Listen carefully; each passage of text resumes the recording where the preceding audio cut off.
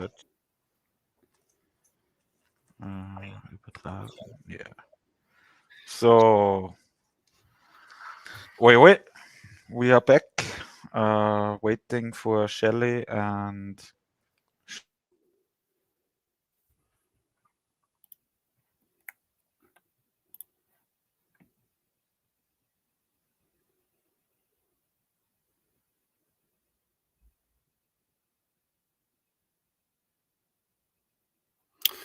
Am I by myself here? Yo, Manny, you're gone. It says I'm live. So am I live and no one else is here? All right, FLATASTIC here on the flat plane, waiting for Hibbler, Shelley, Martin, or anybody else. And if you have any questions, ask those questions.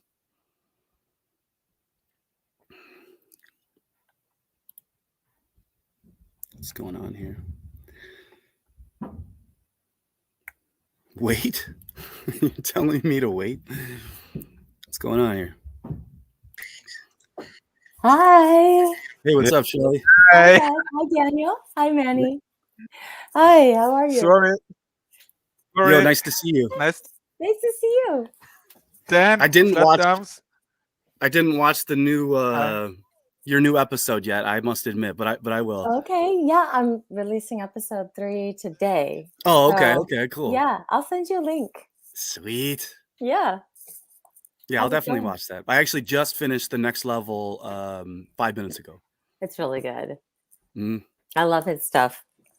Yeah, I need those editing skills. I don't. I'm like the opposite of editing. I just do everything low quality. So everyone's like, the expectations are low with me. I gotcha. Hi, Manny. Good morning to you. Lovely. Sorry, it's been a little nutty this morning, but yeah, no problem. I tried to call you, you know.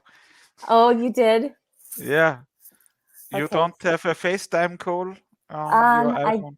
I do, but I honestly am so bad. I have my phone typically on silent all the time. So, and I had to raise I do this homeschooling group with my son, and I've homeschooled my kids. And this is the first year where I've put them in this little like homeschooling group where it's more academic, and it's freaking insane. It's so much work. But hey, I love nice that you homeschool. Yeah, thank you. I used to be a homeschool private tutor actually in California. Really? Where? In Los Angeles. Okay. Are you still out here? Oh no, not anymore. I was living out there homeless at the time. That was 2009, 2010, 2011. Wow, Daniel. So where do you live now? Oh yeah, you don't have to say where you live now, but no, I'm in New York now. But I'll be in New Mexico in a month building Earthships again. Building what? I'll be building the Earthships in a month again, living out of the Earthship and building Earthships. What's that? Oh, you got to know what the Earthships are. Those are the off-grid, self-sustainable hobbit homes that collect energy from the sun, the rain, the wind, and then they're off-grid. So you try to get away from the government's power. You try to get away, get off. Yeah, that's the one thing in America, at least, you can never truly be free, because if you don't pay the taxes on the land, they'll just take it from you. It's unbelievable to me, really. But that's amazing. So you build like hobbit homes. Well, I mean, they could even be mansions too. Like the cheap Earthships are the cheapest ones you can get. I mean, this is the most common question. How much does it cost to build an Earthship? Well, it's if you want to live in a closet, it's going to be not many people want to live in a closet. Yeah. I have. It's not that fun, but if you're living in an Earthship closet, it's like a little it's like a yurt. Oh, that's amazing. But that's going to be around $5,000 to $10,000. Okay.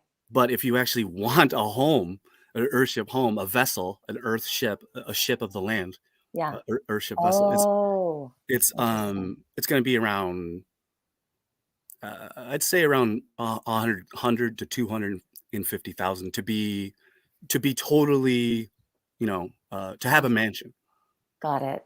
I mean, this is That's something kind of good then. I mean, to have them match. I don't have that kind of cash around. well, I'm going to be building these things for Alex Michael, Okay. David Weiss, Karen B wants one. Wow.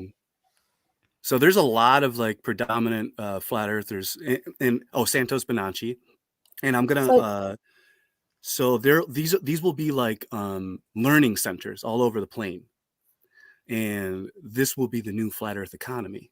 Mm-hmm. So I'm secretly doing this, but I'll tell little bits like I am now. Yeah. I don't do it often because I don't want my enemies to know too much. Right. But I'll leak them crumbs and because I don't care. I'm not scared of anything or anyone. Yeah. And so this is like a huge thing. Like that will totally destroy their entire system. We can then all conglomerate to these places for free, and then we can all stage productions. Like you and your crew can come and film there, and Mm-hmm. and then that would be a gathering place for people to live, to eat together, to create together. So I think that I know it's a genius idea. Matter of fact, it's a one of a kind idea. Yeah, so it's a great idea. Do you have to own land to be able to do it, or how does that work? Yeah. You need land, money, and resources. Like just I think that's what everybody needs right That's now. true, yeah. No, That's cool. well, I people like think how it's like you'll a pipe dream. Sorry. Yeah, so I have I kind of agree with you on that. I mean, I totally agree with you on that. I have a place in Idaho that I'm building off grid. It's not a hobbit home, but I bought an RV in 2020 when everything was kind of taking a dive. But I bought land back in 2015 and slowly have been developing it from raw land. And it's not a ton of land. It's just enough to be totally isolated and build a garden and stuff. But what I'm going to do is I'm building a greenhouse, and I'm going to live inside of the greenhouse. Well, that's what the Earthship is. It has the Earthship. There's a greenhouse incorporated in every Earthship. Oh, that's amazing. That's I how want to learn more. that's how it heats itself, because exactly. So it has like a cooling tube hooked to the outside world. So then when the heat comes in, then that's all. It's a circuit system. So if you want it cold, you open the cooling vent. So then you let the cool air come in, and then that will shift that'll bring all the. If you want it hotter, you open up the greenhouse vents, and then you close the cooling tube, the cooling vent. So then all the hot air goes throughout and these things are awesome. They're all built to code. So actually every Earthship has to maintain a 69, 71 degrees year round, which is like paradise. I mean, without heating. So it's without the government it's heating. Like using the solar power, and then having the insulation be able to keep all the heat in, right? And then the mechanics on how you build it has to be facing the sun. Exactly. So because the sun, like south facing. Yes. So that was the best part of it, was when I'm there, they're explaining the mechanics of the architecture, the engineering of the Earthship, and it all fits with the flat model, because of course. So it's so funny, and I'm not allowed to speak about it there, because Why? I'm too intelligent, and I'm too funny, so I cause too much of a stir where everyone's attention is on me, like when we're working, and so everyone stops working, and then when everyone stops working, there's a debate going on between the smartest people either in the classroom or on the field. So they got architects, engineers, literal masons, stone masons. Oh dear God. Okay. Like, not masons. The Freemasons. No, right. Literal stonemasons. And so we're all arguing, and everyone stops working. So the head foreman is like, yeah, dude, you're not Get allowed to to talk work, about. get to work, get to work. Yeah, you're not allowed to talk about that anymore. It causes too much chaos and distraction. Isn't And I'm that like, funny? wow, Well, that's probably the most valuable part of it all is the truth of the knowledge, the knowledge of the truth. But that's really fun. It sounds so rewarding to be able to do something like that. it is. Yeah. It's risky, but I don't know. You high risk, high reward type of person I am. Yeah. You- That's amazing. It's not like a pipe dream, No, it's an actual dream. It's an people actual. have like whimsical, fantastical pipe dreams, and it's like, and they just want stuff to fall into their lap. Yeah, but you have to make it happen. Yeah, you got to work. You got to put some elbow grease in there. You got to travel. You got to put some money into this. You got to put some time and energy. Right. It's worth the risk. That's what JP said. It's true. It's absolutely worth the risk. I'm kind of wondering, like, even what year we're living in right now. I don't believe the official timeline No, of what they say, it's his not. story. It's Right. not. So It's not 2022. what's your thoughts? What are your It's thoughts? the thousand years. They're at least 1,000 years off. Yes. Yes, Daniel. I'm totally in agreement with you. Completely. No, actually, I'm so. Not only are is the time totally off, the time itself, like it says, it's 1:16, 9/11 reversed. They say that it's 1:16, and they say that it's December 1st, 2022, but all calendars are different. Like the Mayan calendar, the Aztec calendar, the Chinese calendar, the Hebrew calendar, the Jewish calendar, so all calendars you're on a different time. Matter of fact, Are China right fake. What? Oh, our They fake? are fake. Yeah. Manny. Yeah. Yeah, No. sure. Like it's like 5,562 in the Jewish timeline right now. I have written the Earth is 6,000 years old. Yeah, and I they don't really know. hate that too. I only know it's flat. I think, have you guys heard, it sounds absolutely nuts, but I'm going down the rabbit hole. Do you know Noel Hadley? Noel Hadley, he wrote Unexpected Cosmology, and guy's freaking genius. He's so smart. And I met him at the 2019 conference. In fact, before that, I met him on the phone, but he's a historian. I mean, like a literal, he thinks and shows evidence for, and I know a lot of people aren't Christians or anything, but that the millennial reign already happened and that we're living in the beast system right now, the little season of great deception. And everything you look around, it's like, is inverted.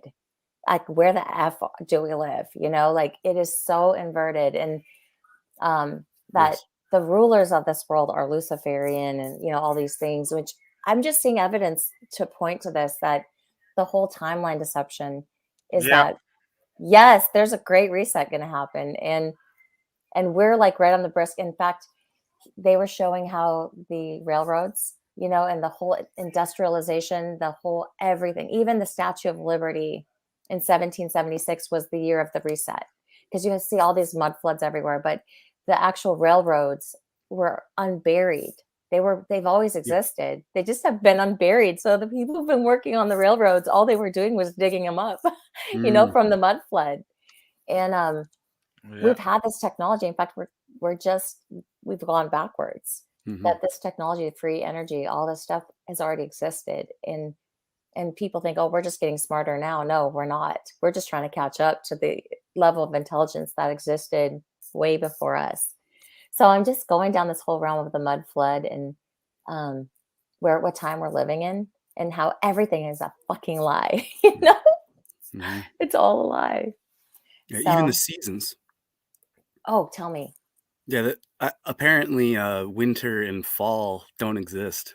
Right? Oh, they don't? They're this is a mass weather manipulation, and then so like the dead seasons, they want us to believe that nature has a death cycle, Mhm. So what if they're the ones creating the death cycle? Wow. Whoa. Yeah, it's fucked up. I don't even like. There's certain things that I know that I don't even want to talk about because of how insidious and disgusting, truly evil it is. Yeah. Like the virus wars. Oh my god. So Like what do you think they are? What do you think they are? what? The virus wars. What do you Oh think that god. is? Well, that's one of the things that I don't talk about, but I'll talk about it for you. Okay. Well, there's an invisible war going on between two invisible entities that everyone talks about. Everyone talks about this cosmic war between these advanced beings. And so the two invisible entities are invisible good, invisible evil, the hidden hands. Okay.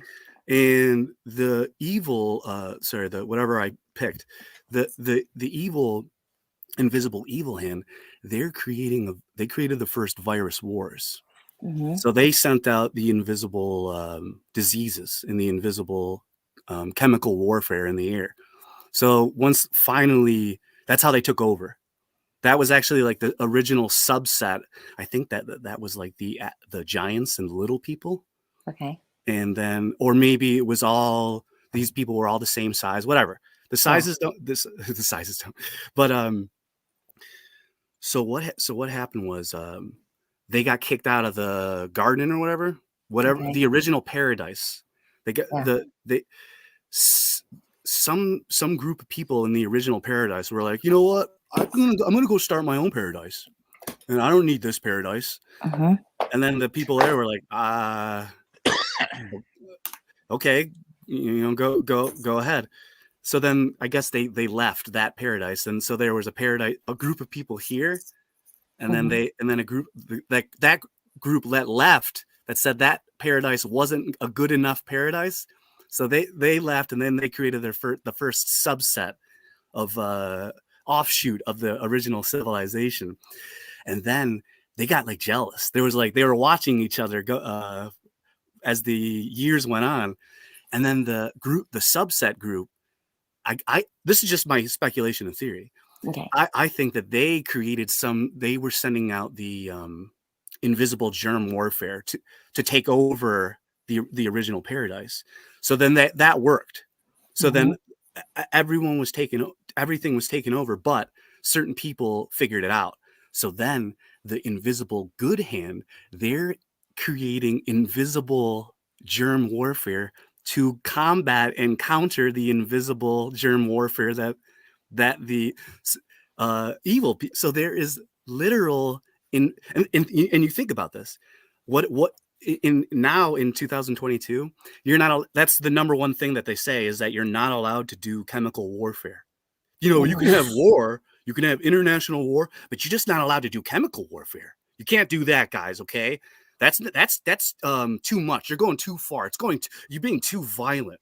But obviously that's going on everywhere. Like the chemtrails and stuff. That's everything that we're surrounded by is chemicals. We're living in a chemical soup.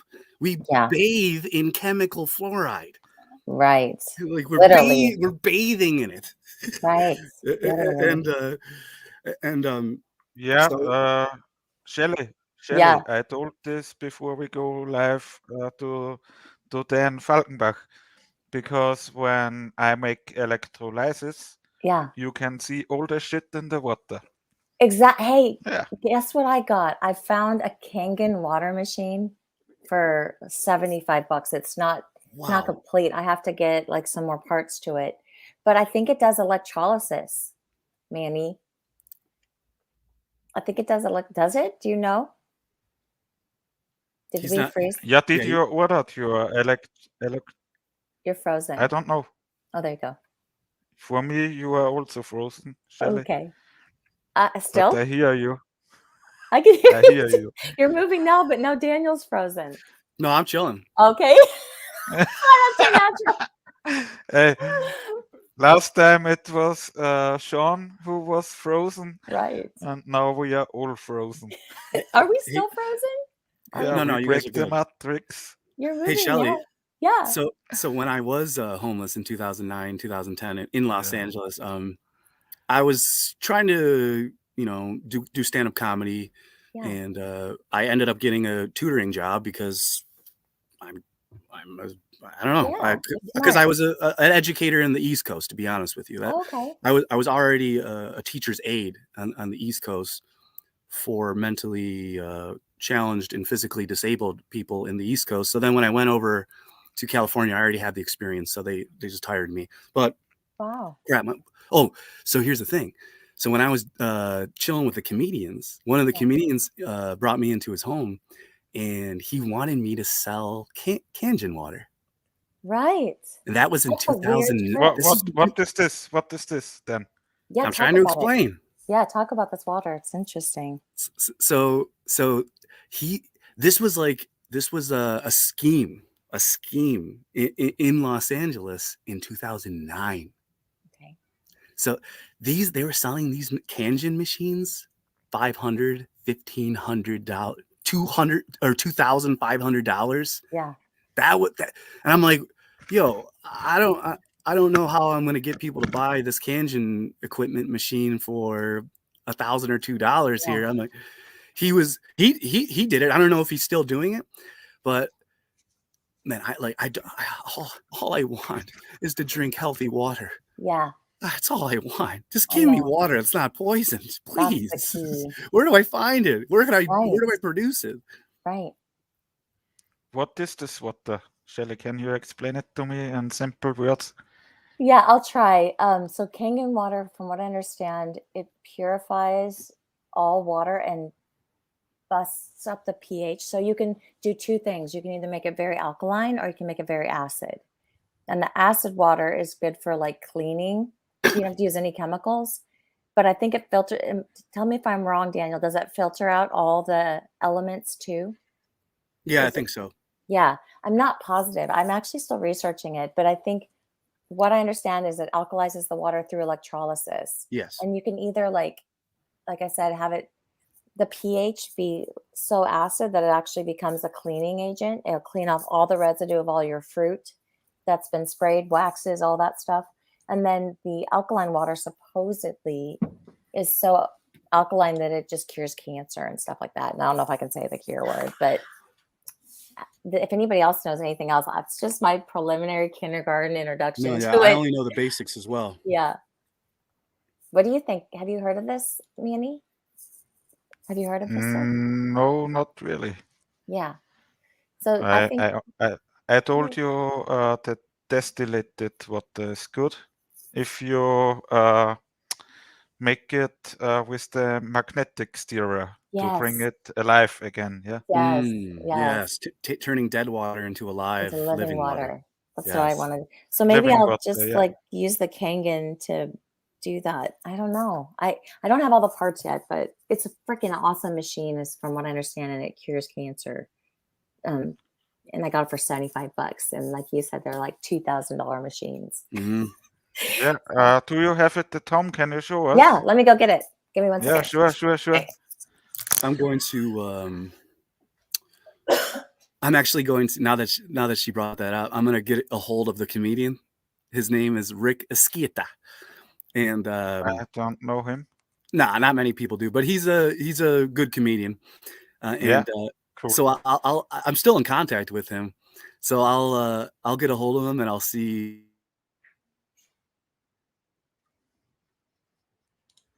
Oh no, you are frozen for me then.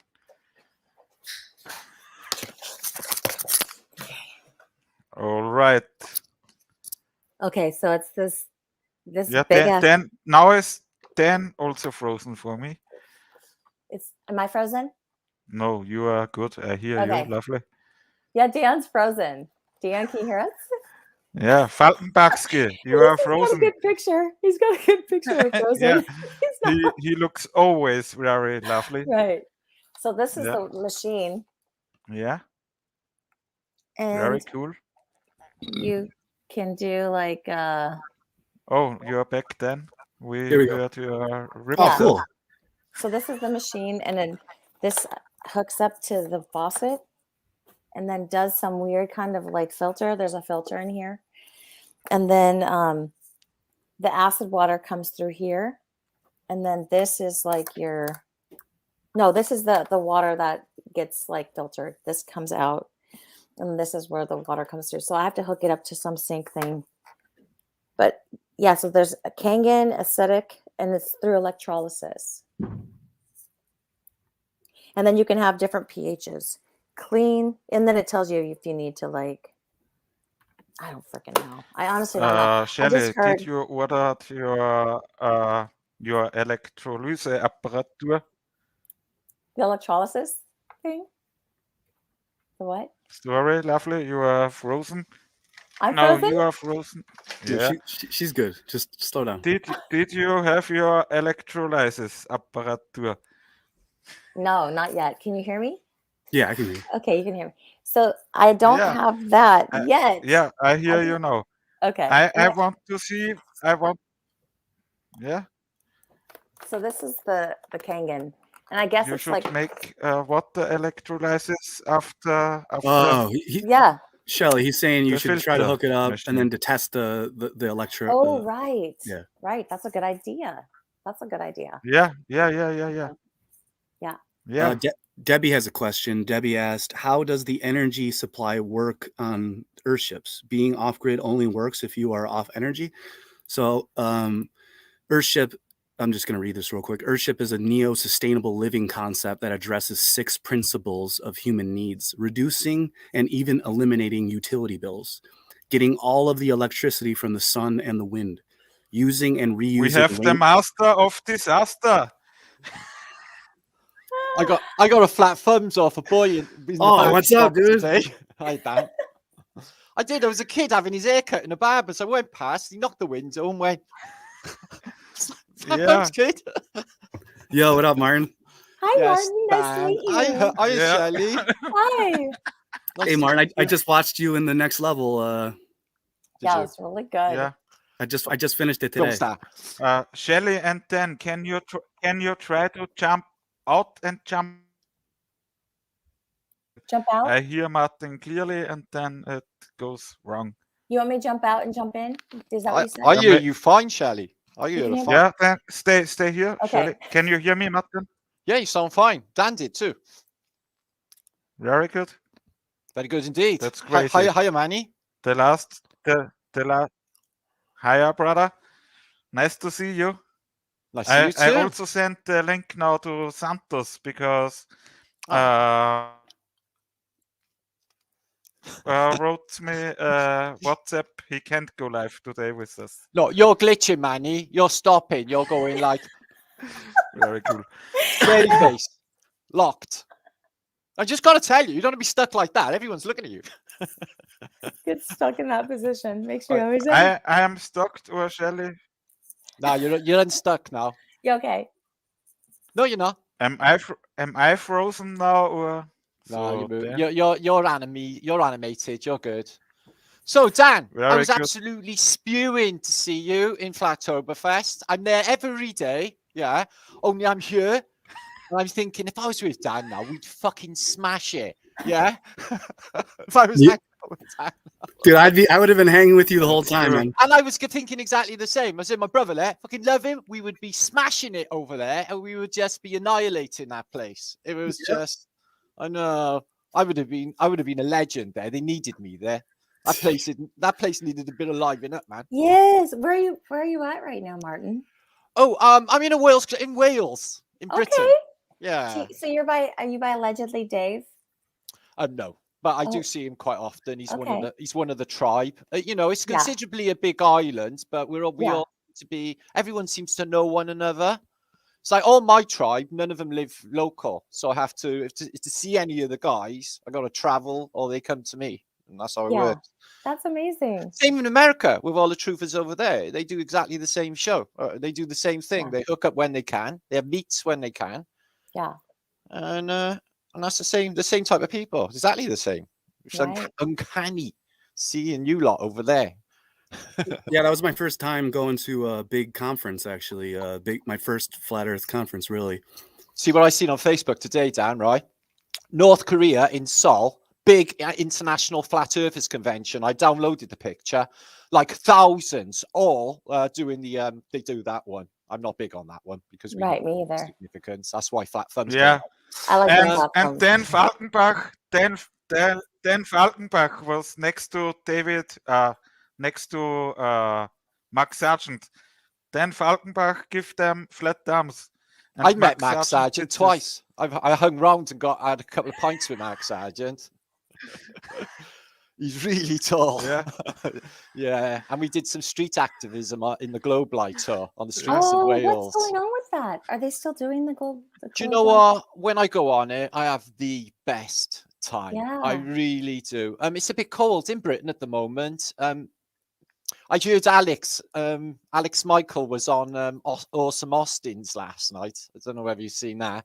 And he put it beautifully. Britain is a really grey, rainy, cold, miserable, down vibrational country. It really is. It's only like 2 months a year that it spruces up. And then it's all to do with their agendas. But yeah, it's a really bad place, Britain. It's a terrible your microphone. island.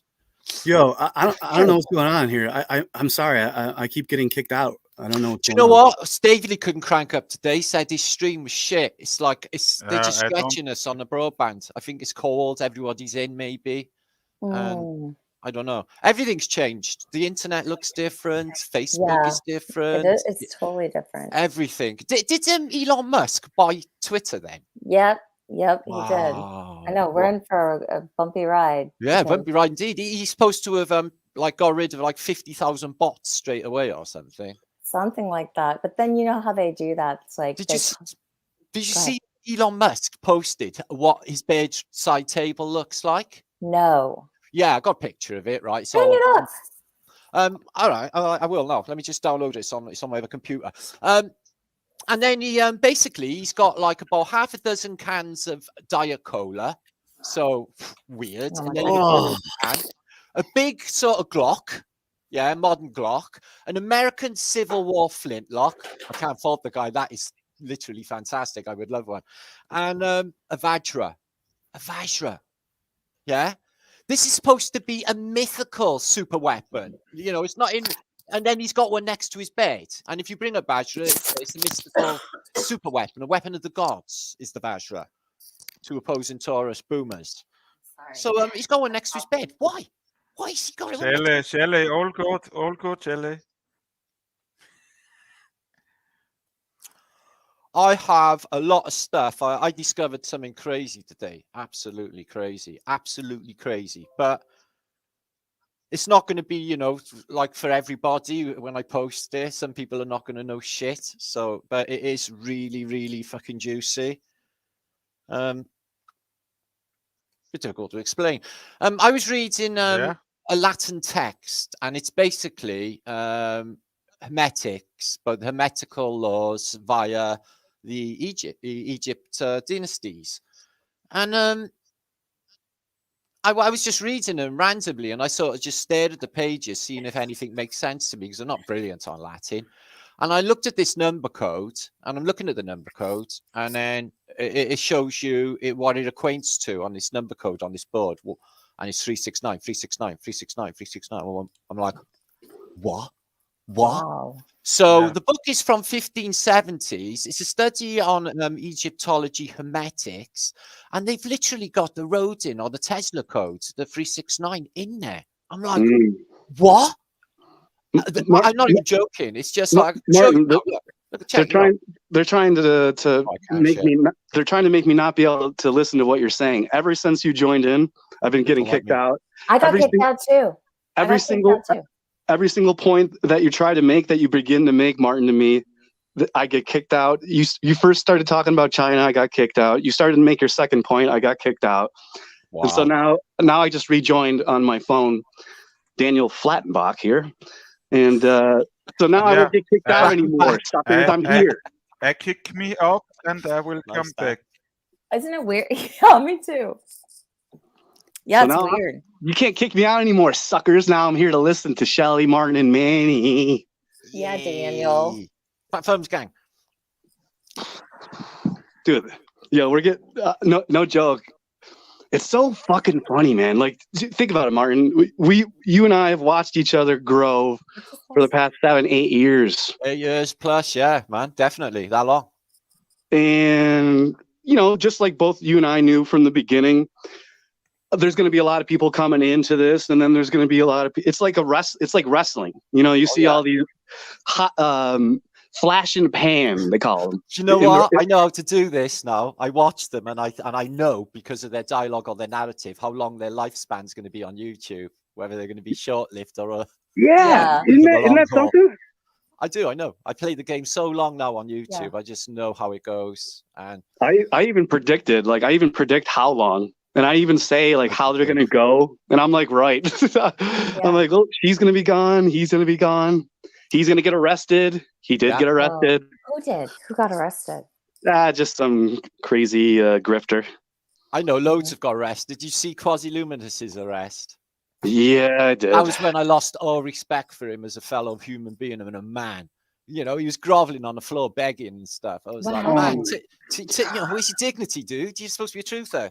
At least go out fighting. Where's James Cagney? Start swinging. Yeah. Dang, Martin, take your life, copper.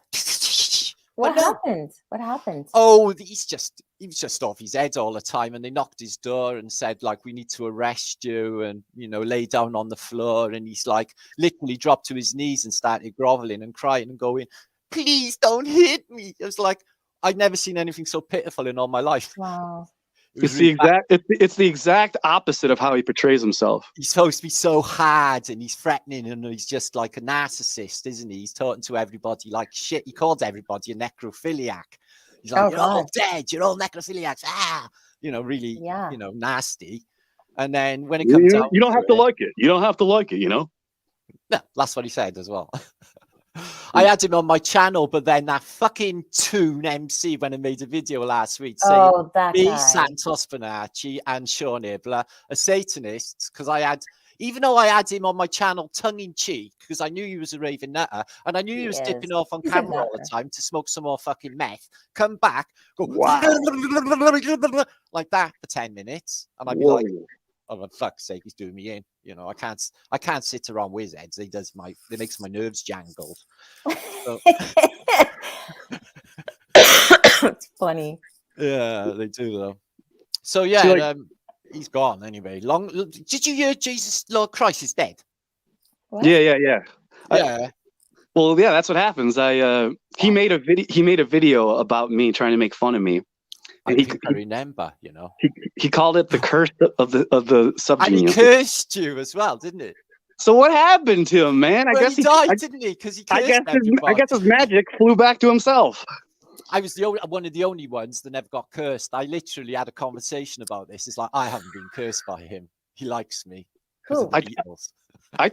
He did like me too. He like all those guys, like Osmond and all the Globe Earth Trolls. Fucking hell, you broke a dream.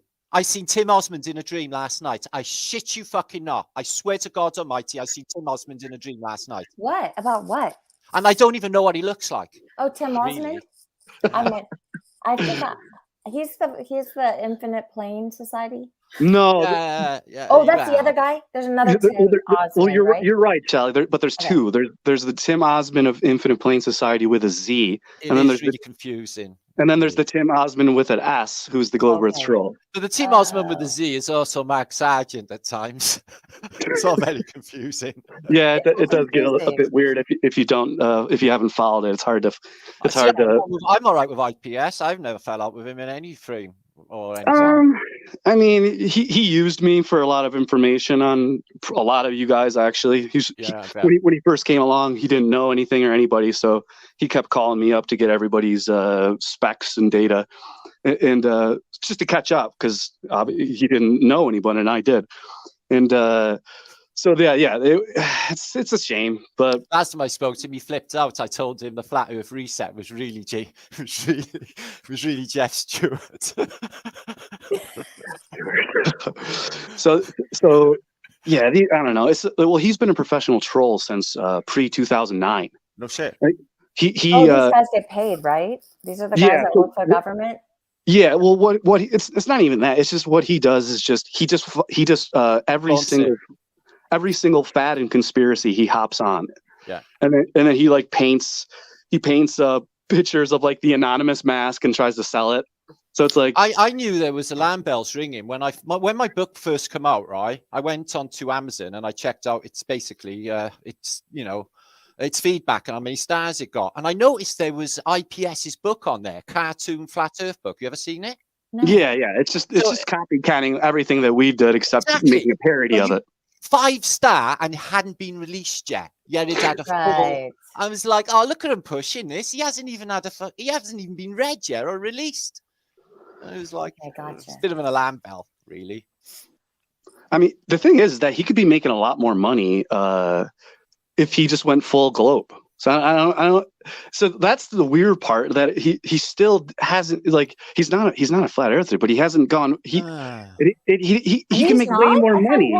I thought he was a flat earther. He's not. No, he's a fake flat earther. He's just he's just I don't in know it. anything. I'm so out of the loop. He was trolling us. Remember ranty flat Earth? Yeah, of course. He used to like be so flat Earth. And now he's a glober, right? Yeah, but Martin, I never trusted him or believed him. No, so I met him, yeah, and we got on all right in that, but I had that buzz off him because he's pure capitalistic and he's always going on about money and stuff. And I'm like, anyone talks to me about money, I'm like, la la la la la. Yeah, check out. Check out. So I knew he was all about that, and he was all just using it for money. The whole thing, like, nothing to do with truth whatsoever.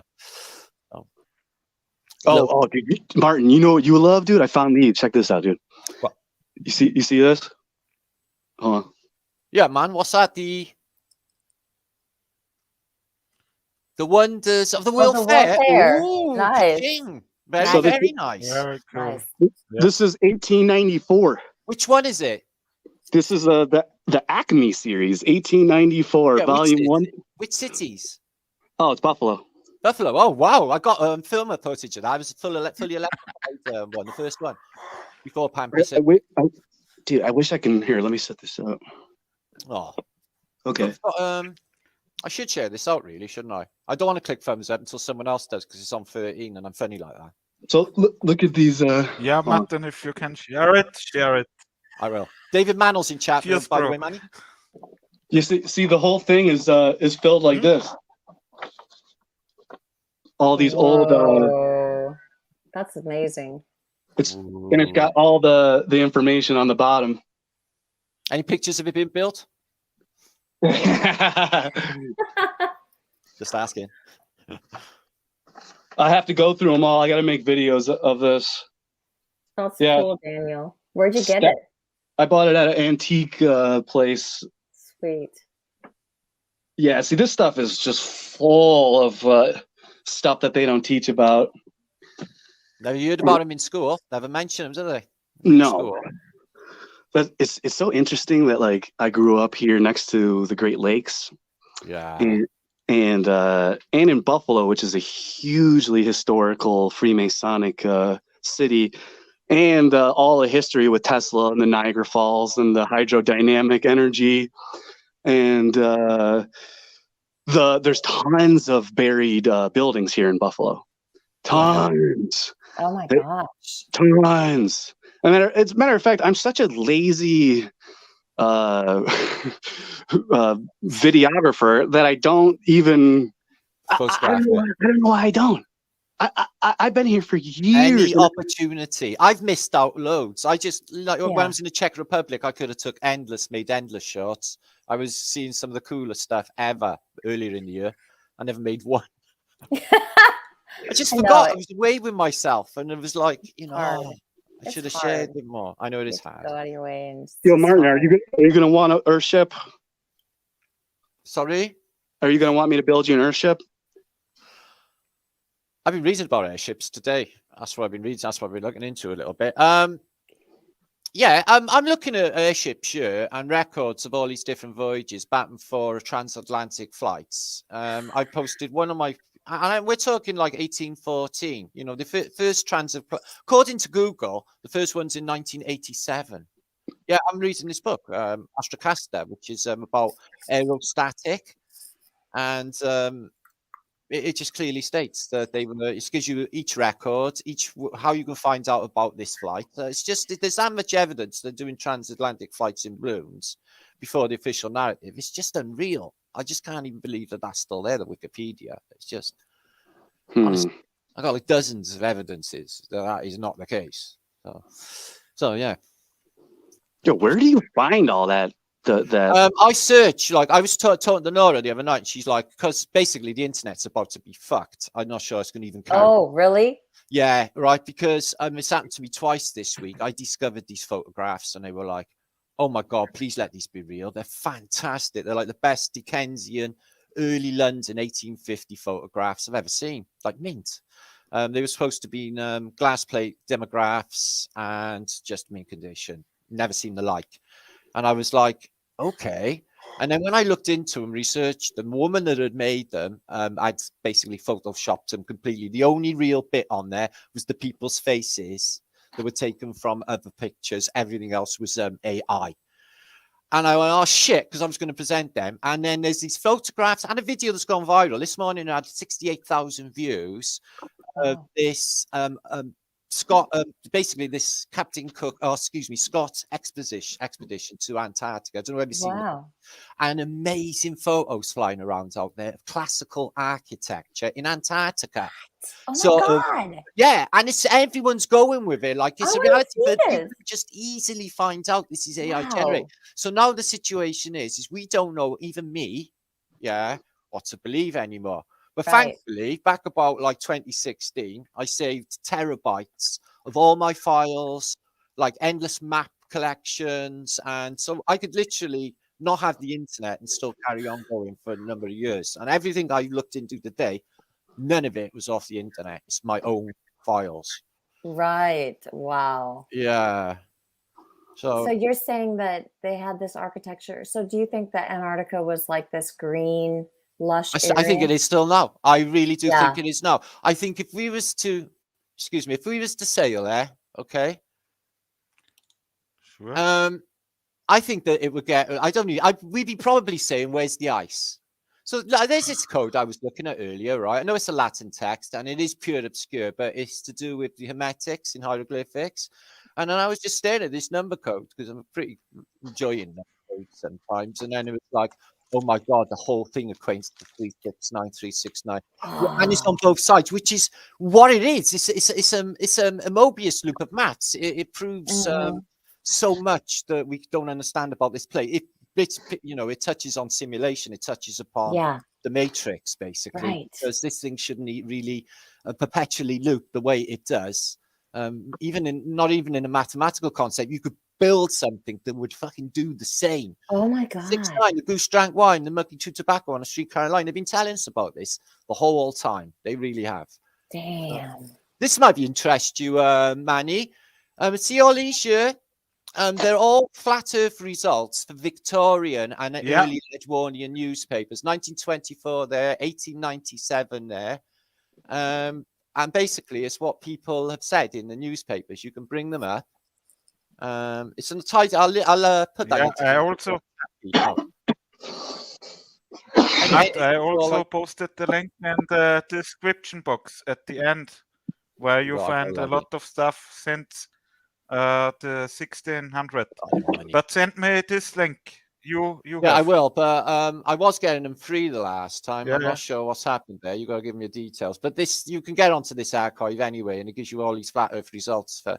There's so many, it's hard to even imagine. I've got like literally, you wouldn't even believe the flat earth collection of books that I've got, Manny. I mean, all Lady Blount stuff. I mean, all Robotham. Yeah, I was collecting them early on, basically when I started getting into flat earth. This is interesting. I've been reading today as well, right? It's more like just deciphering the ancients, but basically, they say the Christian Bible is not to be believed, and the only this is like basically ancient fragments, okay, of Assyria, Babylon, Persia, Egypt, Phoenicia, Carthage, and the Chaldeans. And the Chaldeans say, right, that the Phoenician first god was called Chuan, which is CHNU or Chanu, excuse me. The Phoenicians are in control now, and they always have been, the Babylonians, and it says that they're heading towards a mystical sacrifice that has yet to come. It states in this book. Well, I thought that was sinister. And Noah, and Noah's Ark, it says Noah, right, although a giant as well, was half man, half fish, according to the Chaldeans, which I thought was mad in this book. Wow. So that's what I've been looking into this morning. Is my mornings Brian Splat that I do every day. We lost Manny. Thing is I pick up little bits, and then as soon as I can't get any more, I leave that and I'll go on to the next bit. That's amazing information. So, Martin, we were talking about like the time that we're like, what year do you think we're living in right now? This is the situation. Idea. This is the situation, right? And I can be perfectly honest here, right? Yeah. We don't know what we're standing on. We don't know where we are, when we are, what we are. We don't even know how life arises. We know absolutely nothing of our reality here, guys. But what we are learning is we are manifestors, and they have hijacked consciousness so that we manifest the reality about us for them. That's so trippy. Yeah. So how do we get back? That's the power we need to take back as individuals, is the power to be able to think for yourself, because most people are thinking other people's bullshit, reading other people's bullshit. They don't. Original thoughts were always the case years ago. You know, your mother used to say to you, think for yourself, use your own mind, don't take everything with a pinch of salt. They don't now. Everything is just, that's evidence because it's on the fucking internet. Do you think that we're like in a simulation based on what you discovered with the 369 and all of that? What are your thoughts? I can't say yes and I can't say no, but again, it's something that you can't prove. But what I can say is I've taken a lot of hallucinogenics in my time, and you can see the structure of this place, and it is geometric. It is the geometric cymatic structure that we see in church windows, micro down, and it's everywhere. The whole thing becomes that. And it can be with like in a fluid nature, like air is liquid, is fluid. That's another thing that I found today in this Chaldean account. It states that the sky is fluid, and I wrote it down here today. That's amazing stuff. You want to hear the Phoenician cosmology? Yeah, it goes into. It sounds a bit Kabbalistic, but it's not. And it says that God got lonely, created this whole thing, and he accidentally inadvertently created evil. God fucked up. He's out there on a limb, and we need to back him up. Is what this the narrative is really. I'm not sure whether the Phoenicians are altogether evil from what I remember. There seems to be a lot of love, but it's all of these things like vanity, and things like that are not really good things, are they? Vanity and. They don't promote pride and all that. Pride, virtue. That's right. Yeah. So they're ego-driven, aren't they? They are. And I just want to understand, like, for me, it's just this lifelong quest to really know. It's those age-old questions of, like, who the hell are we? I think we know more. I think the truth is know more than academia. Because they just it up, right? They haven't got a clue. Unless they do, and they're just keeping it secret. But I tell you what, we've come far, far more than they have. We know a lot more now than we did 7 years ago. And we feel confident with what we're saying now as well, because we've put it to the test. We prove it. Definitely. It's obviously flat. History's a lie. Everything that they've given to us is just bullshit. Yeah. And we're dumbed down so much. Imagine what we really are. So what do you think we are? Like, what do you think our goal is to get back here? And this is what I think. Yeah. I think this is, well, they say it's a test, but I think this whole thing is a game. Okay, is like Hunger Games. Crack the game, the code. A bit like you ever seen the film The Cube when she cracks the get out at the end? That's cool. Dude, I watched that as a teenager. It tripped me out. A bit like that. And when she got to the end, sort of the calculation, or she got to the end prize and worked out what it was, and then she could step out, although they murdered her because she was evidence to it. But I'm just saying, they say we can't get out. I say they're brainwashing, and we can. We can get out. The place is infinitely big. This is just a small bit, and we know nothing of the outside world. We get a little glimpse of, very supreme architecture, supreme technologies that have nothing to do with seemingly us. Yeah, but there they are. We can see them. If you have a pure heart, you get helped out along the way. Really? If you have a pure heart, you the mountains that were mountains of obstacles that were in your way will suddenly disappear. See, do you know, with manifestation, I've been messing up, I have, and I'll tell you how I've been messing up, right? First of all, a year or two ago, my intent was clear, and I got exactly what I wanted, and I got exactly what I desired, right? It just came to me like magic. Yeah, a little time later, but exactly how I'd envisioned it. And then come last Christmas, I just didn't know what I wanted anymore. And then I couldn't fix a firm intent on anything. Yeah. The stuff I was doing was other people's intent, therefore not mine, so it wasn't going to work. Yeah. And then it just all went a bit like chaotic, but I've managed to bring it all back now. But I'm just saying. How do you do that? Like, is there any kind of like place where people can kind of go and learn what you're just talking about? How did you discover that? Turn inward. Yeah, you gotta quiet down. So much of it is like unlearning, you know. I mean, we know, not being funny, we know all the answers already. Everything that we need to know, we already know. This is a case of remembering. This is a case of coming out of amnesia. Humans have been asleep for so long against our true human potential. We are clairvoyant by nature. We should be able to talk with our minds, not our mouths. Like the animals do. Yes, They're all I was just psychic. thinking this the other day, looking at my dog. Like, she communicates to me, but she says nothing. Talk to her backside. Talk to her back with your mind. I always do with animals, and I'm telling you, they know. They can hear you. Oh, you tell your animal, I love you in your mind, it's going to run over and jump on you. Are you serious? I'm serious. Wow. I was doing a eye contact, eye staring meditation with a dog. Yeah. So just staring with a dog for a long period of time, and I noticed its pain from its upbringing, and I shed a tear, and the moment I shed a tear, the dog started crying too. They are so emotional. Wow. They're beautiful. Like at the same exact time, both of our tears, and I was like tripped out because I didn't. Do you know when you have that moment of, do you know when an animal goes into, they mesmerize? Animals will just look at you and they'll just go. I think they're remembering. I think the animals are remembering that they used to be human. Yeah, for sure. Yeah, wait. Why would they come back as a dog? I just want to know. I don't know why. There's no separation between. We have just presumed that we're the most intelligent in this realm. When the whales have got a far more complex language than human beings. Yeah, the dolphins too. Thousands of miles. Yeah. You know, we're not the most advanced. We've built this civilization. We claim this is the peak of human civilization. We've been evolving all of this time to reach to these massive skyscrapers, is what they're telling us. But that's not the case at all. We've gone completely backwards. Oh man, this is now the Middle Ages mentality, chucking a bucket to pee out the window mentality. This place is infinitely fucked. Everything is poisoned. You go, do you know what I realized last night? I was laying in bed and I heard a train go past, right? And it went, I was thinking, that's incredible how a sound wave can just travel all that distance and pass through my wall and be picked up by me audibly when it's just an invisible sound.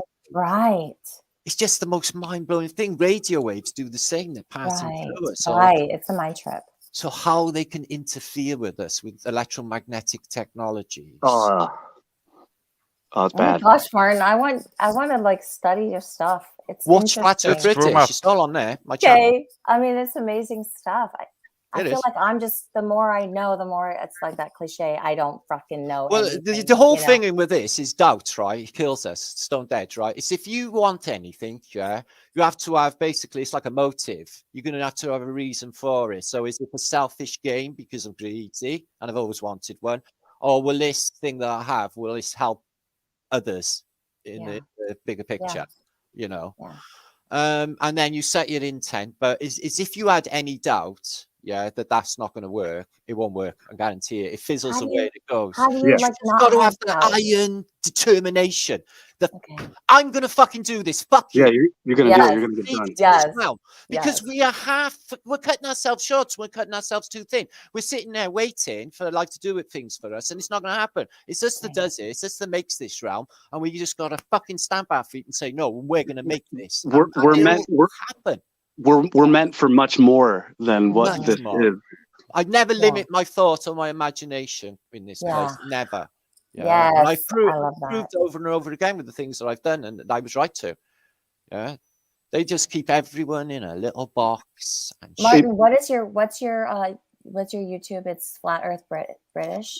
Flat Earth British. Yeah, okay. I got that. The Celtic Tatarian channel, Flat Earth British Think Tank channel. This is good stuff. Oh my God, it's like real school. Yeah, Mark, do you have a PO box that I can send you books at?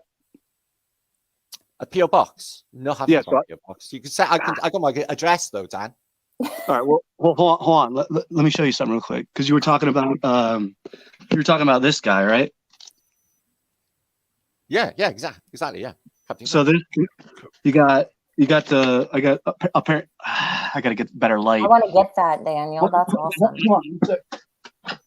60,000 miles he clocked up. So finds a gap in the ice wall, apparently. So here, I bought this the other day. What's he say, Dan? I can't see that small. It's the Journal of Captain Cook's Last Voyage to the Pacific Ocean. Oh, that's get eaten. Yeah. So this is the Great Americana by John Rickman, Journal of Captain Cook's Last Voyage to the Pacific Ocean. It's got this is 1966, Library of Congress, and it's got. I'm always in there, library. Me, I'm always going through Library of Congress. So it's got the map. It's got the map, right? It's got the map. I know you can't see it, but no, that's supposed to be Antarctica, then, is it? Hold on. Actually, what the heck? It's holy shit! What? Dude, it has. look at what it's showing at the top. Hold on. Can I make that's all right. Screen bigger from then? What, a connect in South America? Here we go. All right, look at this.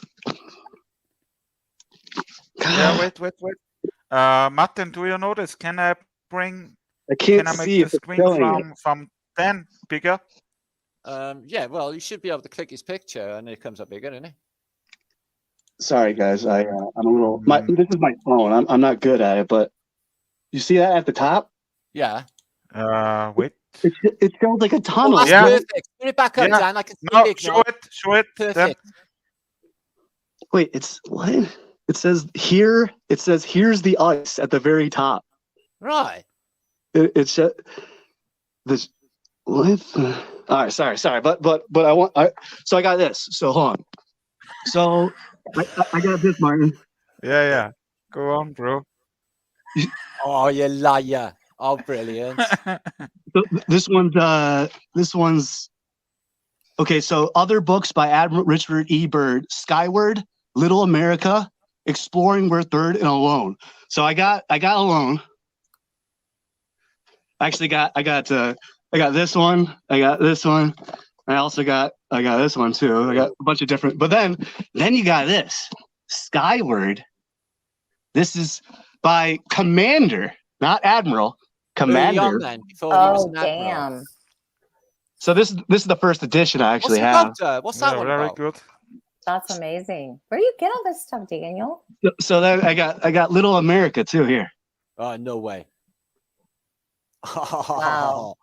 I got a link for you. Yes, Dino cranked up last night talking about Antarctica, and he shared a book, Admiral Byrd's Adventures in Agatha. So I mean, this I'll give you a quick. So it's got illustrations. It's got the city. Okay, it says. Just the titles of the shit. It says the aviation mechanics, the sea smoke, the men at work during the blizzard building tunnels, the winter parties that they had. Building tunnels. The loneliest city in the world. Whoa. I mean, the return of the sun. It isn't so hot. Cold weather clothing. Radio department. Whales trapped in a crack that suddenly opened up. What? Do you think there's portals there, you guys? Oh, I would be surprised. That's where they are. An Antarctic skyscraper ventures into the Bay of Whales. Bay of Whales? A skyscraper. Open water in ice-covered lands defies the ice age. All right, so you got all this crap, but then you got this. You ever see this one? Yeah, the Hollow Earth. Because he's a Hollow Earther, right? Is it? That's the one. Now, let me give you this book. Oh, it's brilliant. It says the greatest geographical discovery in history by Dr. Raymond Bernard. So do they think like, I know I think Admiral Byrd is a Hollow Earther guy, right? Yeah. So I'm not opposed. I don't think the two are mutually exclusive. We don't know what's below us. We have no idea. Look. But the thing is that this isn't by Byrd. This is by Dr. Richard Bernard, and he's got the flat plane with the dome and an entrance with the sun inside. Interesting. So, that's very interesting. But it gets even more interesting. So this is not by Byrd, but and it says the greatest geographical discovery in history. But then you open it up. That book there, I just linked there, or the older version. I've just linked it in the private chat. I think it's that. So, yeah. So but Matten, the firmament is also flat, right? Well, I couldn't really say. I can't say anything with certainty. I could just guess that it is going on ancient texts like the Quran or Vedic or Norse. But I think it's the a firmament nice dome is there flat. going on. But they say it's an inner Earth, don't they? They say it's like an inner sun. So, if you think about that in dimensions, if it's only 24,000 miles around, how small does the inner sun have to be? It's just, if you do the mathematics and break it down, I don't think it's doable. Okay, so this is 1969. This book is in 1969. That's early. Okay, when's this one? This one's 1901. This Hollow Earth book I just linked. So the book that I'm reading right now, The Hollow Earth, the greatest geographical discovery in history, made by Admiral Richard E. Byrd in the mysterious land in the mysterious land beyond the poles, the true origin of flying saucers. Flying saucers, Victor Schauberger. I'm not saying that they're not a thing either, because I've seen them, so I can't really. It says the Hollow Earth presents the most astounding theory propounded since Columbus exploded the flat Earth myth. Its incontrovertible proof and public knowledge of it would cause governments to topple. Perhaps money and credit would vanish. The thesis of the Hollow Earth will shock many people. Others will call it absurd or impossible. Yet what other sensible interpretation can be made of the amazing statements by Rear Admiral Richard E. Byrd before and after his polar expeditions? What did this respected circumvent scientist and explorer mean when he spoke of that area beyond the pole? To what did he refer to when he said that enchanted continent in the sky, land of everlasting mystery? Why did he say that this is the most important expedition in the history of the world? Dr. Bernard supports his hypothesis and analysis of the polar expeditions of Peary, Cook, and Byrd, and reports of the less renowned explorers. His amazing theory offers answers to problems that have baffled scientists for centuries. Why is the Earth flattened at the poles? Why is the sun invisible so long in winter near the farthest points north or south? What causes the aurora borealis? Where are the icebergs formed and how? What produces the many tidal waves? And it goes on. But so this is. But the thing is, good because they're fresh water. So where are they coming from? So I got these Captain Cook books. I got mostly all the Admiral Byrd. I got mostly all the Admiral Byrd books, even the first editions. And I got these books in 1969 by other doctors talking about Cook and Byrd. And then I got this one right here. Wait, I bring you to the full screen. When did you get all these recently, Dan? I collect books, dude. Yeah, same. I was insane amounts. This is Bird's Great Adventure, Francis Evelyn Miller. Wow. So it's an alternative thing. The thing is, the Scottish pilot that took him into Agatha, the one who was in the North exploration, he said on his deathbed it was all true. The Scottish pilot. So, you know. Look at it. Look at it says at the bottom. It says 1,000 years of polar expedition. What? Oh, wow. It says at the bottom 1,000. How long? How long? 1,000 years. Wow. So this one, and this book is, this book is, this is 1930. Wow. That's wild. That is really good, Dan. That's juicy. In tribute to Rear Admiral Richard Byrd and the thousands of men who have traveled the trails to the ends of the earth. Oh, damn. This is a message in the beginning by President. It says the President's message. Herbert Hoover, President of the United States. I know that I speak for the American people when I express their universal pleasure at your successful flight over the South Pole. We are proud of your courage and your leadership. We are glad of proof that the spirit of great adventure still lives. Our thoughts and appreciation include also your companions in the flight and your colleagues whose careful and devoted preparations have contributed to your great success. Herbert Hoover, President of the United States. It's a historical book, historical messages. This has some of 1,000 years of Arctic exploration from majors, the lieutenants, admirals. For more than 1,000 years, the polar regions have been the field of man's efforts to acquire a knowledge of their physical formation and to secure mastery of their material possessions. The stimulating purposes of his voyages have turned to colonization, commerce, surveys, science, exploitation, and finally, as a field of heroic adventure. So these are this is prehistorical exploitation. I thought they weren't allowed to do any science there. Wow. So I wanted to share all that with you, Martin, because that's brilliant. Very cool. Yeah. I want to, dude. I'll send all those books to you, Martin. I don't care. That's amazing, Daniel. That's good stuff right there. Holy cow! You know I'm a book addict, don't you? Yo, if you want them, I mean, I'm not trying to tease you, man. I'm just, if you want them, you'll be able to do more than them than I will. Let me show you some the exposition. I got this piece of shit too. Sorry, if you know Morals and Dogma, I got one right here. Wow. No, I don't. That's the Freemason pipe. Oh, right. It's a Freemason red book, is it? Yeah. I got Morals and Dogma. I was just watching. Did you guys watch that? Did you guys watch that? I guess whistleblower guy who comes out. He won the Australian something, and he was a full blown like Mason, and he's now exposing everything, like a 5-hour deal. I don't know. It's all like, you wonder like how these people could live after that. I don't know. It's all weird stuff, you know. Yeah. Well, they keep things secret for a reason. Yeah.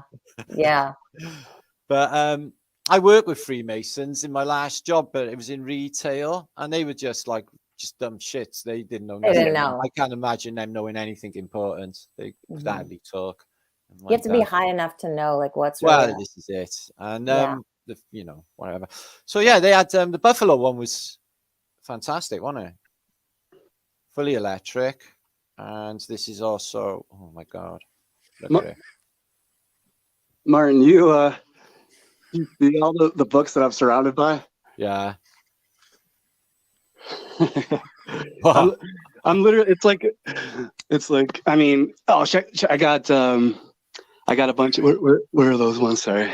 Oh man, dude, the Einstein's books are hilarious. Einstein's just gets on my nerves, though. Really I only have one book about Einstein. It's called 100 Authors Against Einstein. 100 Authors Against Einstein. I will show you. I will send you a photo next time, Martin. All right. Martin, what were you showing us with all that electric stuff? What were you saying?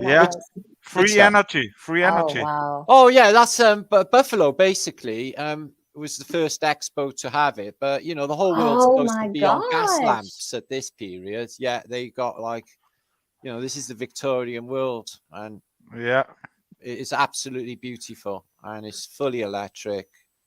And now all the government goes to us and tell us, please save the power and turn off the light. So they free energy is the same. Look, no, and just show you. Repackage it and then charge us for it? Is it like yes, you can't put meters on free energy. That's right. So they repackage it into AC. Is that what I'm understanding? And then they sell it back to us. Is that what you get dirty electric? You're worse off than Britain. I gotta be honest. But if you look at this, where did I find this? This was just I picked up in a book just the other day. I was reading where they just show you the simple static electricity. The thing is, if we could catch a lightning when it's happening, which you talk about in these books I'm reading, which I don't really do anymore, using resonators, and you can store that charge, it's usable, and we're wasting billions and billions every single thunderbolt, every single electrical storm, when they're not even utilizing it. They use like stupid stuff like wind turbines, which are probably burning off electric, and their pylons carrying electric across the countryside. They're probably literally generating electricity out of the static ether. These are them AI ones that I was So they're so they're basically taking the free energy, packaging it, and then charging us for it. You got it. You got it. Look at Satan's happy little Santas here. Look, they done a happy Santa. My God. Love you, Satan. It came out. Holy shit. No, listen. It was illegal. I pulled this up. I got Christmas. Look at this, right? Christmas was way illegal. Public notice. The obfuscation of Christmas being deemed a sacrilege, and exchange of gifts and greetings, defying and fine clothing. Martin. That's why the police was invented. That's why they invented the police. Yeah. No worries. Definitely, that's the case. Hey, you guys can't have sex orgies and perform criminal acts out in the open. So go back. They think it's all right because they'll just go and redeem themselves later and think it's all okay. Sorry, I did that. I'm okay. No, I'm all better. Forgive me. And by the way, Shelley, they don't just take the water and sell it back to us. They add their special little chemicals and then sell it back to us. Yeah, that is why I don't pay my water. They can't prove it's safe. How do we escape this? You know, I know knowledge is key and understanding and how to like say no, but how do we actually like change it? Is it the whole intention, Martin, that you're talking about? Where you know, the way consciousness is, I know we're separated, but we're not really. If you imagine there's an invisible web that connects us all, our minds as well, and our emotions. So basically, there will be a day when we will resonate at such a high pitch that everybody else will just have to come on side because they won't have any choice. They won't even understand it. They will have to. You know, when you're resonating at this pitch, you know, dogs, cats, all animals recognize it. People recognize it. The atmosphere changes when you walk in a room. People don't know anything about you, want to tell you their entire life story just out of the blue because they know that you're resonating on this higher frequency, which we all are. Yeah, and eventually that will participate out. It is only a matter of time. And you know, stupid shit like the moon this week, and you know, Elon Musk and all of the rest of it. I think they're just giving it away. You know, this is just really childish to make people believe. And see this? I've got one that's got somebody put it through analyzation. There's a block around these here. Wow. You know, and you know the clips. They're supposed to be like. The whole thing is just they're literally giving it away. They really are giving it away right now. They are. So. Yeah. Look at this. Do you know the new the carpet in Buzz Lightyear? It's the same carpet as the Shining. Oh, Daddy boy, Infinity and Beyond. And there it is. There, it's another rust bucket. That, like, why don't they make them look like they might work? And where's the trillions of stars anyway? Forget about that anyway. Yeah. I noticed this. I was pulling up this picture, and this is Stevie Nicks, obviously with George Harrison, right? Love George Harrison until this. I focused up on his ring. Oh, I need that picture. Holy shit. And I only seen that this week. He got a Fab 4 t-shirt on and a nice little Freemasonic pyramid ring there. Damn, George. Krishna, Hari, Hari. Yeah, so he's full of shit. Daniel, that's amazing. That's a snake. off the coast of Spain. They put oh my god, a giant sculpture off the coast of Spain Yeah. for some reason. They got bored in lockdown though. So there's Felix Baumgartner. He's about to jump out, but this camera is not going to show the same. But you can see there, he's, you know, Yeah. when they show you got the whole world below you, and there's people like, oh, is that high up? It's like, that New ain't Mexico. even that high up. If you're in a place, plane height Martin. there. Oh, you can play. It's the continent New Mexico. Yeah, the That's where I'll be. Yeah, that's where I'll be in 1 month's time in New Mexico. So I'm going to the giant continent in New Mexico. That's funny. Wow. See these necropolis stations? They were all over. For there was that amount of dead that they had their own London necropolis railway stations to take the amount of dead out of London. Yeah. That many. You even got a coffin ticket for the dead third class. Look. Wow. London necropolis line. They had their own line. That many dying. There, look, necropolis station. Oh shit. Yeah. That many dying. But they say it's cholera. I think they're probably chasing it with a vaccine. Look at that. Cooking with poo. Oh shoot. Cooking with poo. Shelley, you asked before, what do you think we can change? Yeah. The first thing is we get the best water. Yeah. Martin knows spring water is the best. It don't change the color or getting hot when you make electrolysis. In my mind, when we drive to work, we go there in the restaurant and buy our food. Everything of the food is cooked with the tap water from the city. Oh, right. Yeah, and the city tap water is getting black. You can see this in my electrolysis videos. Wow. And that's water the is life. bullshit. It really is. Yeah. Water. Martin knows all the Oh, when I was in the Czech Republic, all I was thinking is, look at these people. They're definitely on something. It's in the water. They all look so healthy. They were all thriving, all happy. Really? And in each town, it was just, you could just help yourself and literally you can feel a difference like within minutes. You feel just nice. Do you think because I don't know, it's hard even to trust the water I have to buy, you know what I mean? And so I can test it. What about through like juicing? You know how you can get listen, they've messed with absolutely everything, even the fruits. You know, I would just buy a water filter or a distiller if you really want to go down there. I'm not necessarily completely made up about distilling, no. Yeah. But I've got a friend that does it, and the slurry that comes out of the water on one day, you get like 2 grams of this. Jesus. It's like, how do they want us dead? Like, why do you think they want us dead? Why do you think they're trying? They're shortening our lives. Because we are slaves. They don't want us dead. They want to make money off you. Yeah. When you're ill. They want to bring you on the bill. Right, Martin? You said it right. We're supposed to live for hundreds of years, perhaps even thousands. Yeah. But that's what was coming. That's the next step for us all, is we unlock from the matrix. That's what I want, Martin. We unlock the human potential. That's what I want. Can I? But the thing is what we can have is like narcissists getting these super abilities and superpowers, because that's the last thing we want. We will gain these powers. That's the thing, though. So but we can't turn into these things that we're fighting against. Which I found myself turning into sometimes. I'm like, geez, I've had some worthy adversaries in my time. I still have got, but they're a bit of a piss poor. They need to beat it up a bit, you know. But I have got adversaries. There's not many. There's not many anymore, but there still are. But you were saying, Shelley, truly being in a state, using your will and concentration and intent, and not listening to your thoughts so much. Turning stuff down. Write stuff down. Write down your feelings or your thoughts. I find it better. Okay. I'll think something in the middle of the night, and I leave a pad by my bed, and I'll write that down, because that could be important later to refer. It might be meaningless at that time, but later on, I'd be like, I know what that meant. You're supposed to have a high level of devotion and not just like a passive hobby type of. This is just a little. It's like you really. The word,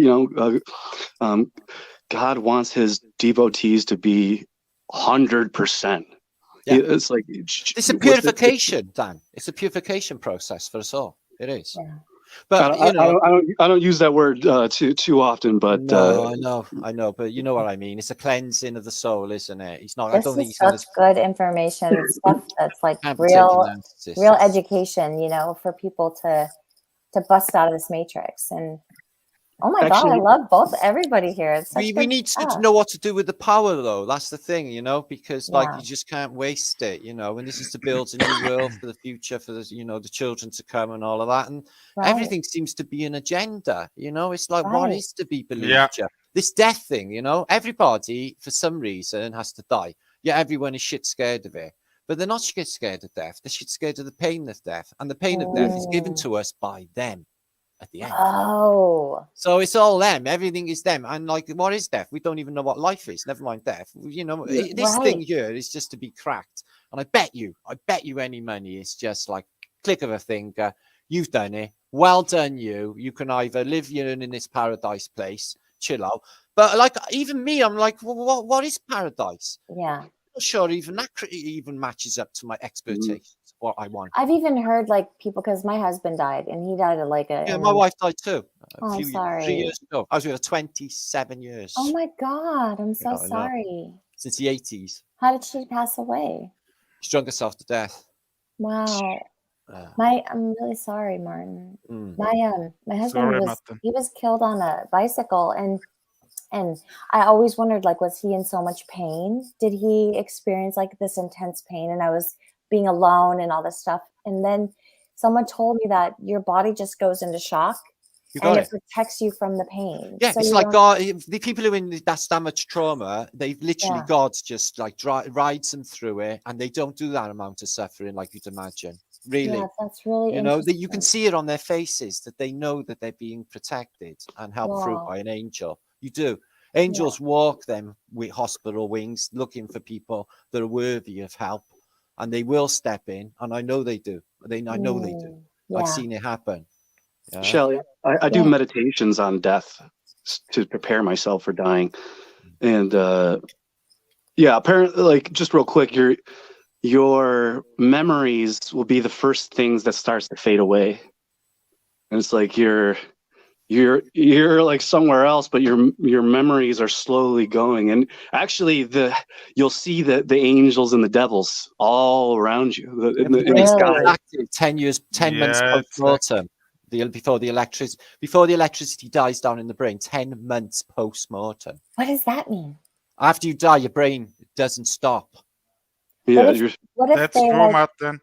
What if they get cremated or something? Does it? Well, that's the only way. If you get buried, they used to have a bell in case anybody woke up. People used to wake up in you can go into a deep state of sleep where you'll be so deep that you won't be able to exhibit a needle prick or the mirror, steam, or a pulse in any way, but you still be alive.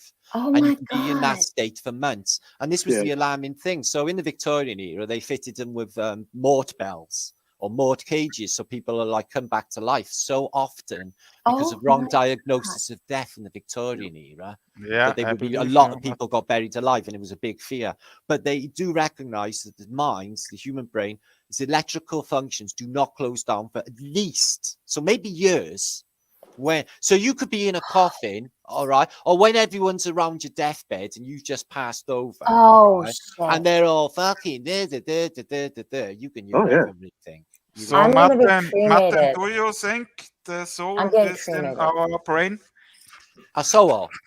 The soul, our soul. Right. Well, most is a bigger player than necessary, and I seems to be last months or so, for some reason, I've just been affected by emotion, overwhelm. It just comes on me. I got to think of something beautiful, or just even a cute dog fucking video, and I'm like fucking tears. There's something going on with that.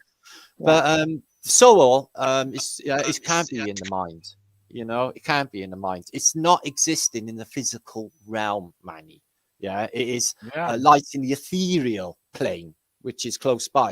So we don't exactly exist here. Okay, we exist in a higher realm. So there's the higher Manny and the higher Martin and the higher Shelley and the higher Daniel in this higher place. And we are the physical manifestation in a water solution of this experience. Like holographic almost? Very much like holographic. Have you ever seen the film Abyss, when you see these water manifestations out of water?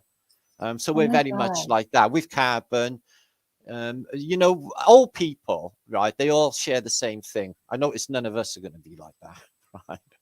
Is they all get really wrinkly, okay? And that is dehydration, okay? Because they took the water out of water. Well, everybody is drinking alcohol. That dehydrates by nature. The alcohol is a dehydrator. Yeah. And the water that they drink in. Like, I don't touch water. I have water in coffee. I don't drink it. I don't drink it. Yeah, but what do you use for your coffee, Matt? Well, I boil my water, and I got a coffee machine, so I use the tap water. But I'm in a fluoride-free city. Very good. Yeah. Did you test it for your own with the electrolysis? No, they just state that on the website. There's about 4 or 5 British cities that have got this. Newcastle, there's a couple of others. And I can see differences in the people here as well. As soon as you go over the Severn Bridge into England, everything drops, the vibration drops. You come over here, it's like fucking Hobbit land. Everything's exciting and mystical, and this is fabulous buzz. As soon as you cross into Wales, you get that buzz. You don't get nothing like that going across the other way. It's just like, oh, fucking hell. Wow. So Zach, am I going to get killed? It's that buzz. Yeah. So there is something going on with this country, as little as it is. I think it's a very mystical place. Oh my gosh, this has been like the best. I mean, everything is your shows, man. You got the best people on here. They're just mind. Well, we've been around a while. This is such good stuff. Thank you, Shelley. I have to get going here in like 5 minutes. I got to go do some car mechanic stuff. But I've been using this Salvatore Dali Universal Tarot deck. It's like a $100 to $250 tarot deck, and so I actually I was like you, Martin, with my intent this past year. I was just in a aimless, totally unmotivated place this past year. You got it. And so I've been getting my power and my motivation, inspiration back, especially after Flattoberfest. And so now I'll be living in an Earthship in 1 month, and I'll be building more Earthships again in 1 month. I seen on Karen's show your Earthship, yeah. So I went to go do a tarot card pull for myself. And the tarot card I pulled said that you need more action and habits in your life, more good habits. And said, so the tarot card said that I need to pick a card a day for the next 10 days. So I'm on day 4 right now, and I've been picking the tarot cards a day. This is day 4, and I wanted to do a quick 1 card reading. Oh yeah, go on. Okay, cool. And then I was open and before he said it. I'll be right back. You guys keep going. So here it is. So we got the Tarot Universal. Nice. And I've been using a anti-spiritual, Zen-like Zen Osho deck. That's what I was using. I got fairy cards. I use them. It's kind of like childish to me now. But this new Dali Tarot Universal, it's all of his paintings. He painted each one of these cards. What? And he painted every single one. And oh, brilliant. And they're very powerful, very intense, and extremely psychological. So it's like it makes you reflect on your thoughts, your words, your definitions, your emotions. And that's what I've been doing the past 4 days. So this is day 4. I kind of want to do it for somebody else, but should I do it for myself, since this is, should I do it for myself or you guys? I don't mind. I read. All right, I'll do it. I'll pick a card for you, Martin. I'm gonna shuffle it real quick. Okay. All right, I'm shuffling. Should be good, Dan. So just think of any question that you want, Martin. Any question that you have about anything, and then ask them to the cards. Okay, I got it. All right. So I'm just shuffling here. And I'm just gonna pick at random. I mean, shit. I'll. Where do you want the closer to the bottom, the middle, or the top? No, you always get the oil filter at the bottom, somewhere in the middle. Yeah, that's nice.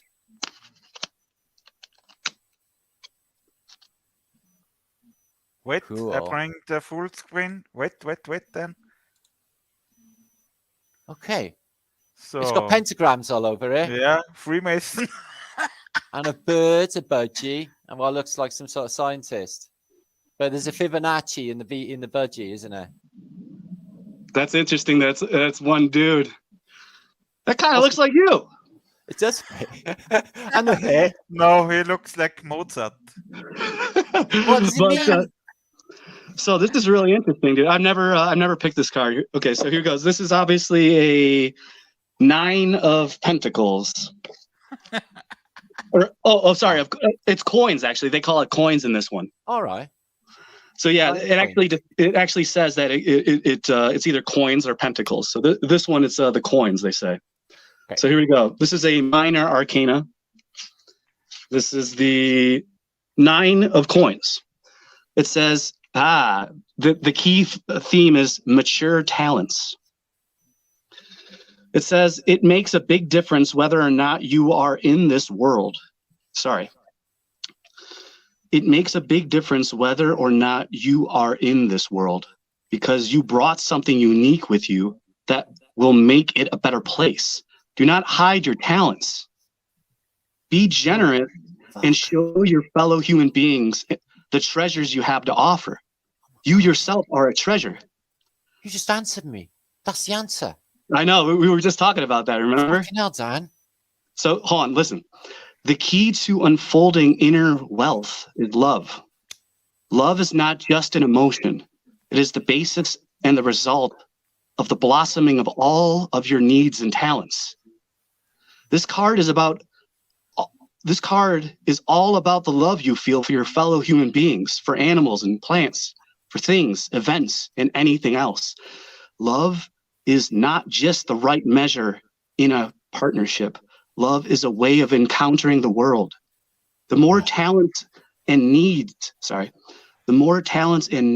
of as many people as possible are being realized, the greater the love and the greater the benefit for all involved. Any material gain that does not fulfill needs or support talents is really of no value. If you encounter the world with respect and love, you add to it. A greater whole is created, in which many people with their strengths and weaknesses, their advantages and disadvantages feel included. Shelley, that's what you were talking about. Oh. You cannot gain more than this, and you should not be satisfied with less. Now, this is the best part. This is my favorite part at the end. This is the practical advice. I always love this part. This part's my favorite. This is only one paragraph. Practical advice. Now, this is what I said, Shelley. The first sentence, it says practical advice. It says... Shelley is not here at the moment, but she will jump in again. Probably here. It says, stop the internal dialogue. Oh. The nervous chattering of your inner voice. That's literally what I said earlier. I said, stop your thoughts and stop thinking and find inner peace. I don't even know what this is. It says your blue hour. I never heard of that before. It says find inner peace, your blue hour, by giving loving attention to your tasks and by joyfully recognizing your results. Stop parroting the ideas of others or imitating their ever-changing moods. Find the fitting framework for your high-flying plans and your blossoming talents. Wow, man. So fits.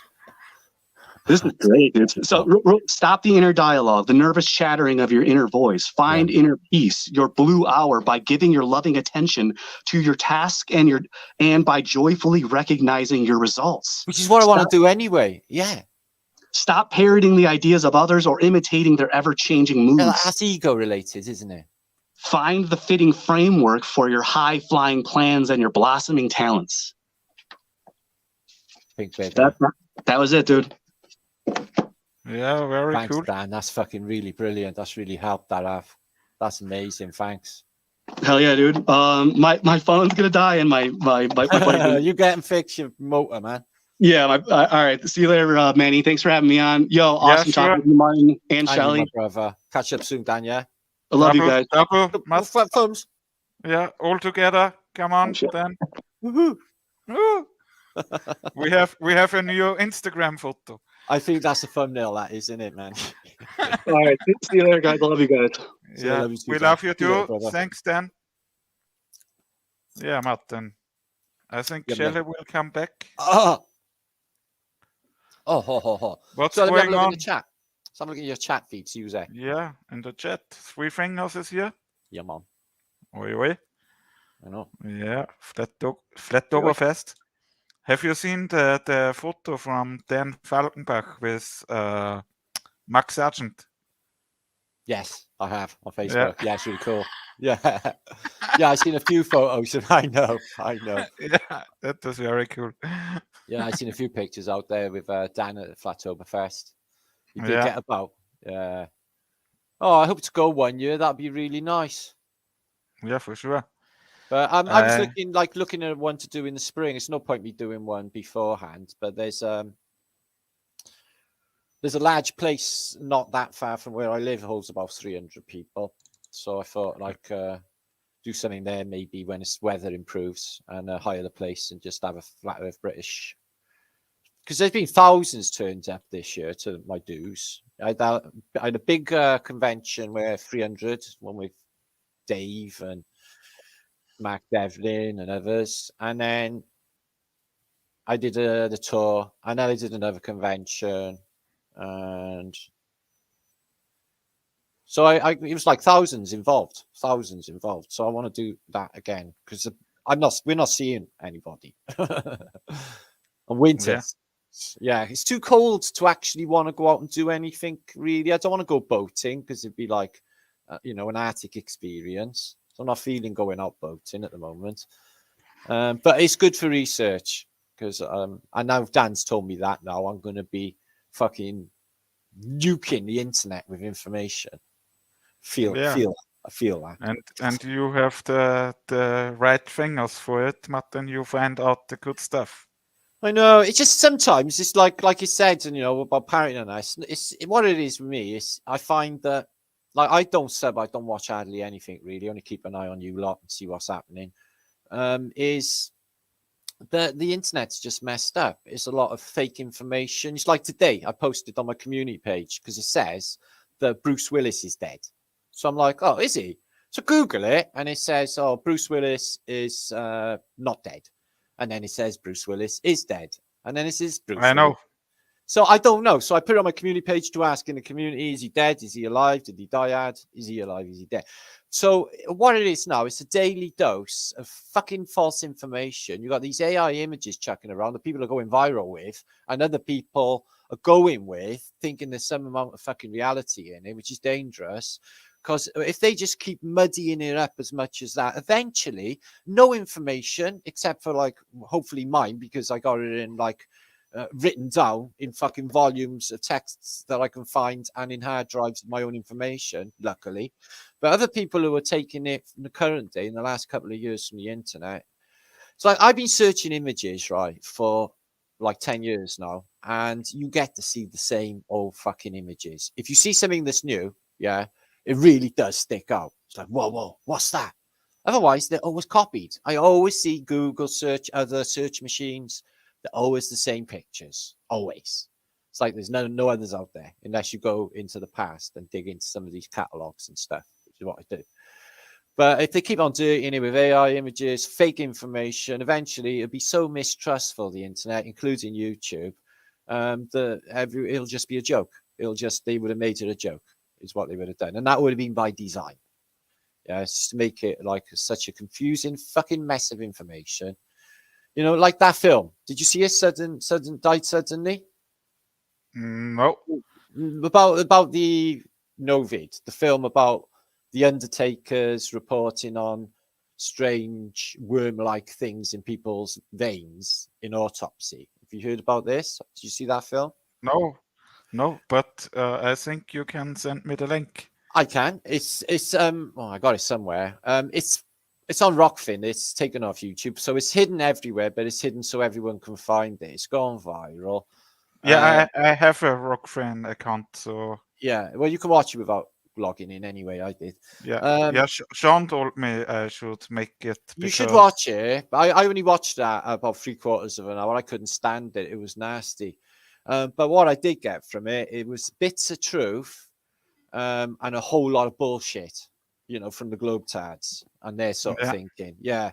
So I was like, oh, fucking hell, what's this up to? So that is just to gaslight people who have gone with the Novid thing and got themselves injected, because they will be like petrified and worried right now if they have watched that film, thinking that's what's happening to them. So have you watched Fluid from Sean? Yeah. It's completely different to that. Fluid is more organic. It's more like from the truthers. Yeah. This film's not. It's a load of undertakers. It's a really well made, scripted documentary film. Is what it's like. Really well produced. And it's, again, you trust these people from doctors and academia when they come out with these vials and stuff and say this stuff? You know, it's like. Hey, Martin, I can tell you actual news. I was yesterday at the dentist. Yeah. And he repaired my teeth because one was dead because I had a bicycle crash. Lindsay also knows this, and you can see this in all my old videos. And when he repaired it, he said to me, and now, Manny, I will bring some fluoride on your teeth. And I said to him, no. To make your teeth strong, it is, man. Yeah, and then I told him why not, and I told him all about the electrolysis and that fluoride is in the water, not in where I live, but in the next town. We find fluoride in the water, and it's all bullshit. Yeah. And what did he say? He knows I'm a flat earther because the biggest restaurant in my small town, we are only 2,000 souls here. He has a 50 age party when the owner of the restaurant was 50 years old, and there also the dentist was there, and we drink some beers and have fun, and he knows the earth is flat. I get you. So everyone in the town knows then, basically, do they? I think so, yeah. Same around here. Yeah. Same around here. I don't mind. They all know, though. Like that kid giving me flat thumbs this morning. Never seen him before in my life. Sat in the barber's chair going. Yeah, very cool. I had a kid. I was on the ATM machine, right? And I could hear like a tap in. And I looked behind me and there was a kid sat in his passenger chair with his father at the traffic lights. And he's going. Yeah. Out the window, little kid. He was about 10 or something. Fan of flat earth British. Mad. Oh, hiya, Capalocious. Yeah, Kappa is here. Kappa. I get it from the wood, the spring water. I've seen that spring you've posted. That's really nice. Yeah. I'm very lucky that my mother found the Kaiser Franz Josef Quelle, Martin. Because you can Google for it, then you find it. But nobody will search for Kaiser Franz Josef Quelle. No one comes to the idea. Cool. That's crazy, yeah. So you got Earl D. Dat Lawrence. Earl D. Dat Lawrence. Don't know him. Yeah. I have seen him in your lives, Martin. All right. Good to see you, Earl.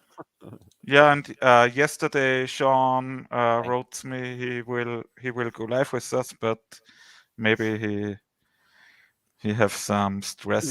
Life happens. Yeah, you call me sometimes, and I'm like doing other shit, and I can't possibly do it. Yeah, that's normal. Yeah, but very nice that we are together again, Matt. Yeah, man. And Shelley jumps in again. Hi there. Sorry, guys. Hi, lovely. Yeah. Where did you disappear? Hi, Shelley. Nice to meet you, by the way. Hey, lovely. Hey, but Shelley, we also can do this. And Martin also. I don't like the flat fingers. I'm not feeling that the same way. Martin. Okay, I'm just not. It's you. That's so you. Anyway, flat thumbs is more me. I've got a flat thumbs t-shirt. Yeah, I also have a flat thumbs t-shirt. Oh, but I have one t-shirt I never showed. Wait. Go on and talk to each other.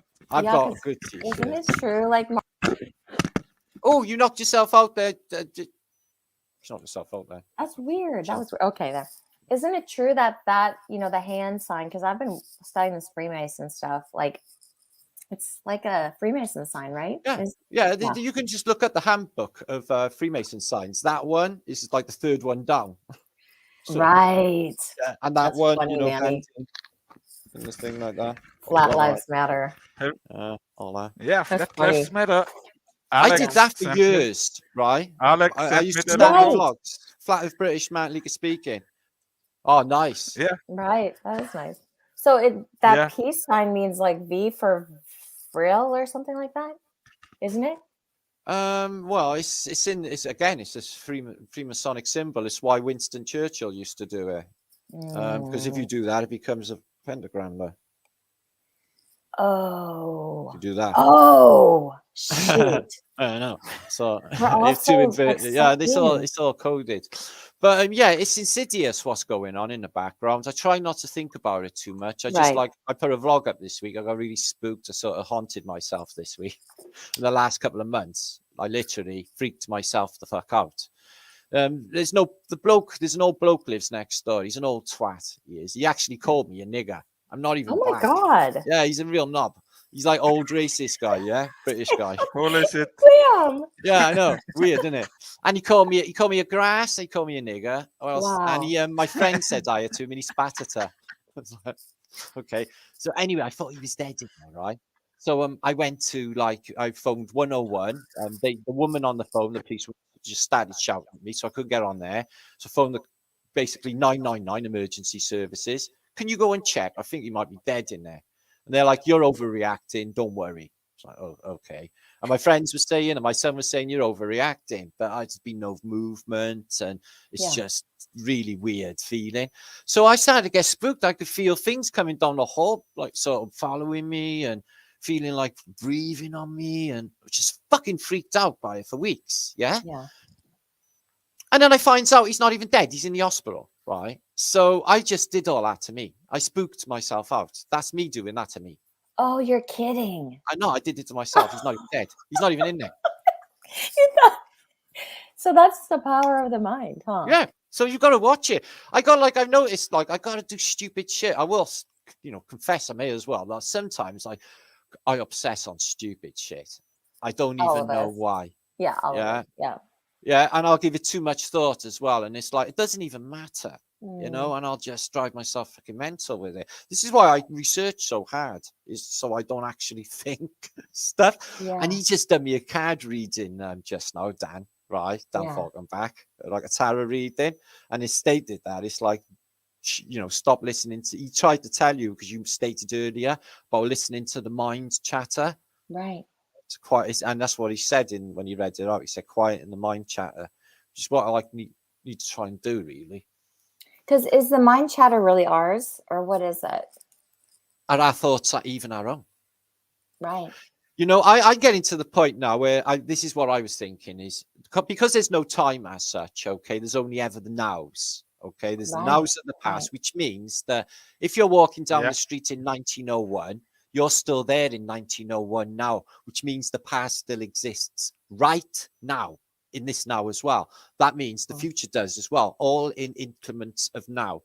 So we haven't got to that future, if you want to call it future, now yet, but we will. And I think that future me will know something extraordinary about this place, which I will discover, which is coming. I just got to be ready for it, okay? Right. And I have gone back through the increments of now, leaving myself clues. Okay. Because there's stuff that I'm finding that only I could possibly know, or IA is anticipating me to that extent that it knows me that well, that it knows where I'll go, to what I'm thinking, which nobody thinks. That's amazing. So I'm thinking it's me, you know. We don't know where we're going in the future. We don't know what time is, you know. You try and imagine yourself in 5 years, okay? What you would have learned in 5 years, how much wiser you will be in 5 years' time, and how much this realm would have changed in 5 years. We'd be completely different people. We will be completely different people. And we're going to be nothing like them. We are literally breaking away. We look nothing like them. We vibrate nothing like them. They stare at us like this, you know, something off, like we're out of free. I've become invisible. I'm literally like that. I'll frame for them. Like they look and then they'll catch it and then they'll go like that. It's like, otherwise they ain't seeing me. They ain't seeing me. I just went through the whole of lockdown, like just traveling everywhere. I had tours. I met thousands of fucking people. So no notice whatsoever. Everyone on trains, masks, the whole fucking insanity going on, right? Nobody even batted an eyelid at me. Wow. Walking around, spliffing mouth, spliffing mouth. This is me through Paddington Station in London. I love it. The only person that said anything to me was a young copper who nodded at me, smiled, and never had a mask on. It was like, yeah, I know, blood of fucking shit, innit, mate? He's like, yeah, Shelley, you the whole had time. the florona. Shelley had the fever, and maybe a spliff would. I don't know what repair you. This is good. Can you hear me? CBD oil. Yeah, we hear you. 36% one.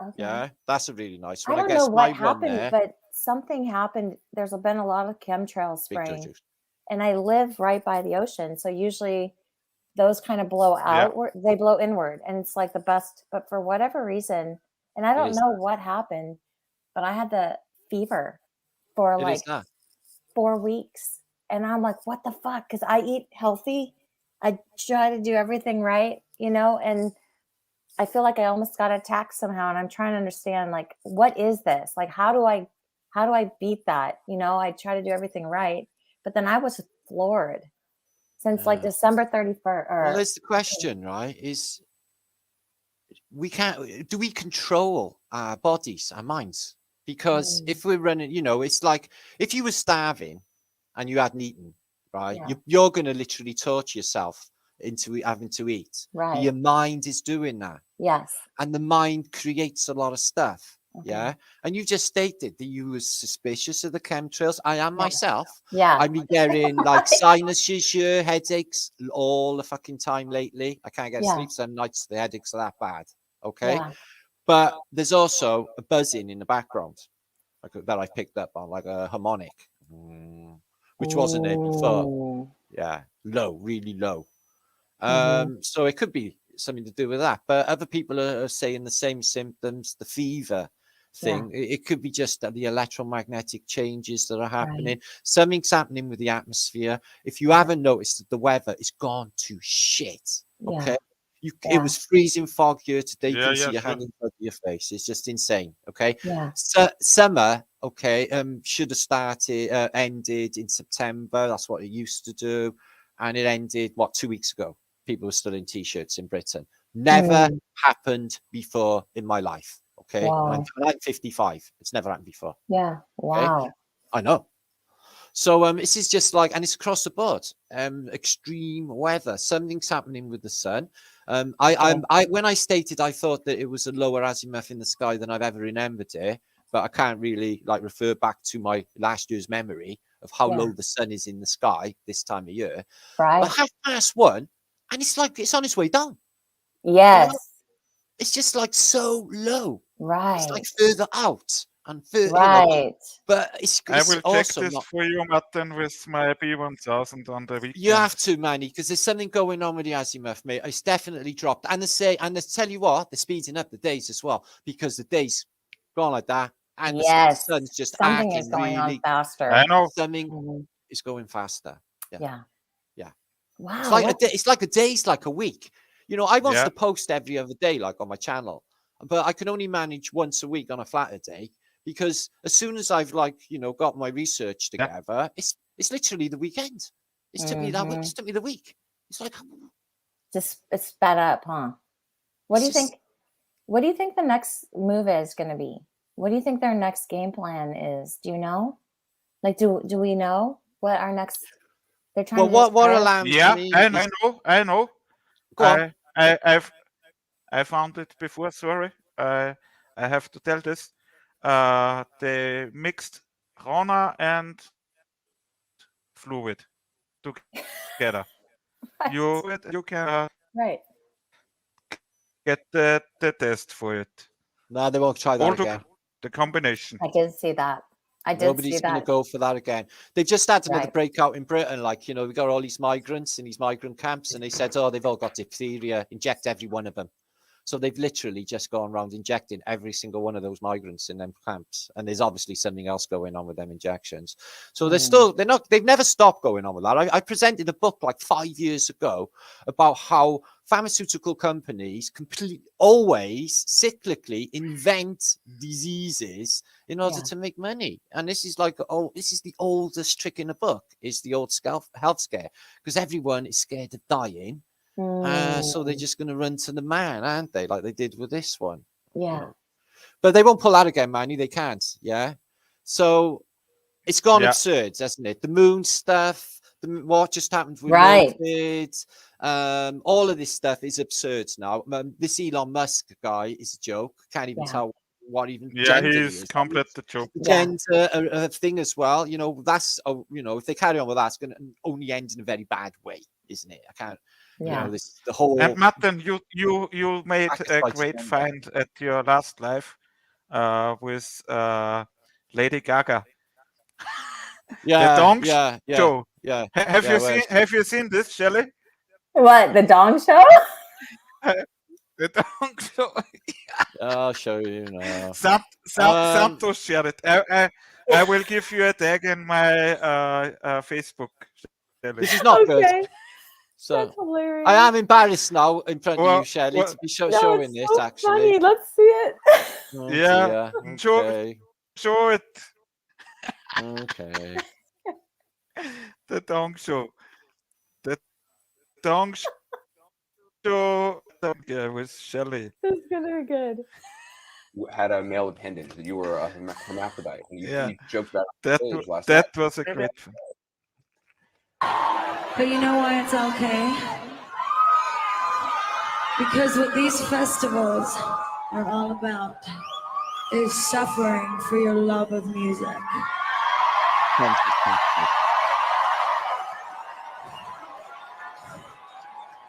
And I remember that I don't think I got panties on here. Oh, snap. Daisy. Cheryl, when you get older, I wish you'd hurry and get older so that you would settle down and marry a rich man. And I said, Mom, I am a rich man. I am a rich man. Everybody knows that you're a very attractive woman, but tell us what would surprise people about Jessica Alba? I'm a man. I'm a man.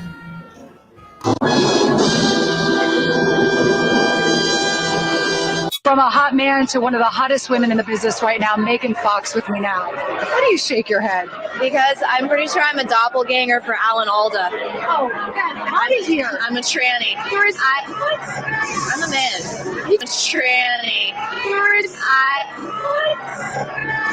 I'm a man. No. I don't believe it. It's not possible. Damn. That's good work right there. Because what's interesting is the standard of beauty, that's Victoria's Secret. You need me? Okay. I gotta go, you guys. Shelley, it's lovely to meet you. You too, Martin. Yeah. Yeah, this was amazing. Yeah, Shelley, very lovely.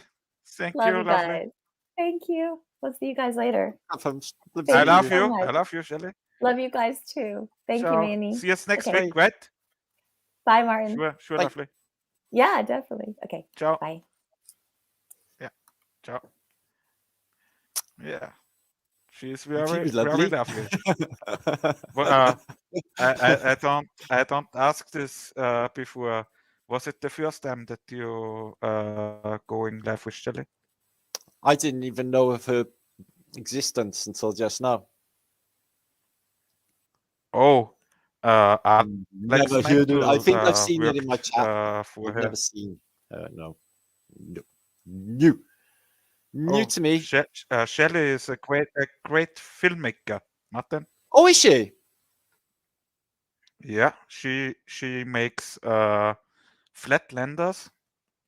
It's a flat Earth series about 10 parts, and parts are finished now. Have you heard of it? I've heard of that. Yeah, Flatlanders. Yeah, that series is that her? Shelley's? Is that hers? She is the filmmaker. Yeah. Right. Okay. And also Dave Marsh knows her. They were together at the Flat Earth conference. Conference. Yeah, International Flat Earth Conference. Yeah. I remember the one. Yeah. And then the Rona shit started. Yeah. Who? The Rona. Oh, the Rona. Yeah. We say was Rona. Nuts. I mean, me and my son were talking about it this morning. It's like it didn't affect us in any way, but it's just like how everybody else was. Everyone was really petrified, and it was just like everyone walking around with massive eyes like this. We're gonna die. Yeah. Yeah. No one will die. You will now. Right then. No. This is my ham radio. Basically, I can get 80 channels. Like,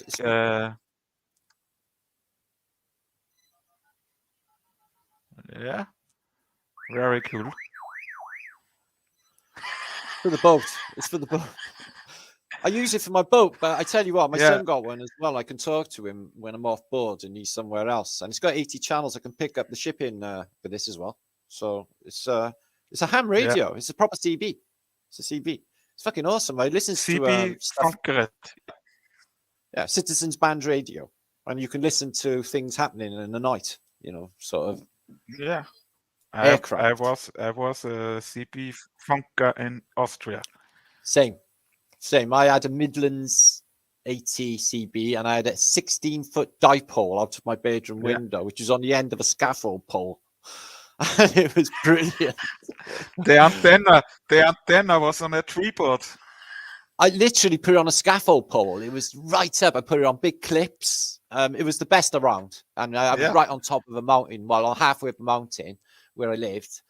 And I just had the best reception, America was crystal clear. What was your nickname on the Lamplighter?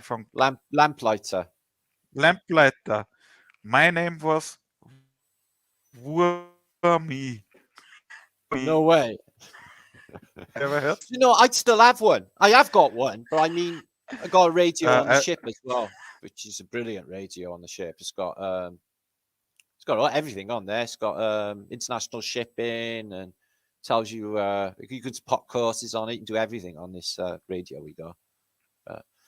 We need that because we're going to go sailing as soon as you're going to go and get the fuck away from this. I heard Alex saying how lovely it was in Spain, and he said it's hot there. Last night he was on Austin's show, and he said it's hot in Spain 230 days a year. And I was like, so it's just. And it's freezing here, literally freezing. Yeah. Britain is so miserable. Yeah. Germany played tonight. Every day when I go and drive to work, I go out to my car. I always have ice scratching, or what's the right name in English? No way, ice scratcher. Yeah. When you bring off. Yeah. That World Cup is the biggest psyop ever. So it's supposed to be the biggest sport in history. The news channels ain't announcing all of the riots that they had in Belgium and all of the other riots that are kicking off everywhere over these football matches, right? They ain't saying in the mainstream. And everybody knows of the huge human rights violations by these terrible fucking people, just with the necessity to have this World Cup. And all these strange things like, just they got strange laws. You're not allowed to drink outside of a hotel, and you know they banned drink at all the grounds when footballs and drink was hand in hand. So gaslighting everybody. 1.2 million people, 1.2 million people have gone there from all the countries. So it's like the biggest. Yeah, go in, and they're ripping everyone off over there. It's all about the money, and it's just disgusting. It's fucking disgusting, people. The whole thing is disgusting. The World Cup, the Olympics, it's all fucking disgusting. The whole thing. And do you know what? It's fixed. And the whole thing is fixed. I wouldn't even be surprised if we're just watching a FIFA fucking PS2 game or something. We don't, and everyone's the Sky's clappers are so dumb that they don't realize it's not happening. And they're watching a computer game. Yay! Yeah. It's like they don't look real. Yeah, you don't even know. But,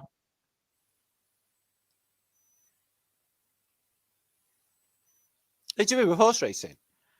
They do it with horse racing. The horse, horse races that haven't happened. Just fictitious horse races. They do it.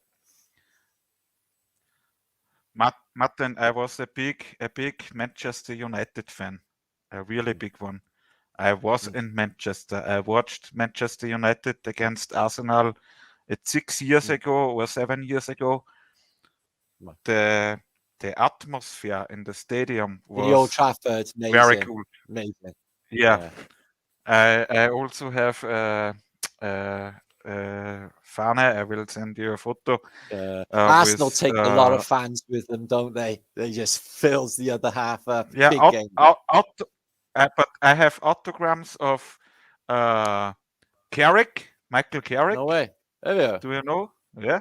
Yeah, of course I do. How'd you get that then? Yeah, after it was the last game of the season, and it was a home match, and the securities told us this is the last game. You have to go at the back side of the stadium, and the players will come to the fans. Yeah. Oh, they did that when Cardiff City when I was young. I used to sign autographs. Yeah, they used to do the same. Yeah, and very cool. I have a really big Manchester United Fahne. I don't know the word in English, but I will send you a photo. I know what you're on about. The magazine they give the program. The program, we call it. Yeah. Wales basically have to come home. Their first World Cup in 56 years, and we basically lost to England and Iran, and drew to America. And have to come home. Yeah, the shame. But you have Ryan Giggs, right? Ryan Giggs is yeah, he is. When I was basically when there's a local youth club, and Ryan Giggs was always up there when he was a kid, kicking the ball around. He's from where I live here. He comes from 2 miles away. Cool. 2 miles away. Ryan Giggs is Ryan Giggs' grandfather's black, and I worked on his house and got on really well with him when I was on the buildings. He used to say he was pure proud of his Ryan, and he used to tell me all about him. But Christian Bale's supposed to be one of the best players, and he had terrible fucking tournaments. Yeah, and he's supposed to be one of the best in the world. His days are done, Christian Bale. I'm telling you now, done. But yeah, so Wales fucked up. Yeah, but we don't matter anyway because it's all bullshit and it's bread and circuses anyway. But so Martin, we know if you give the people sports and bread, no one will ask revolt. Any question. Yeah, that's what Titus said. He said, give them bread and circuses and they will never revolt. And that's exactly what. When the COVID thing happened, the only disturbance we had in Cardiff was basically a couple of hundred people turned up at our parliamentary building, causing a disturbance because the pubs were not going to be open on a bank holiday. So they were only worried about their alcohol consumption and whether the football is going to be put back on. Never mind any human rights things. That would be way beyond them, you know. So, that's the culture we live in. But I was a massive football fan. I went to every single game for donkey's years. I used to go away.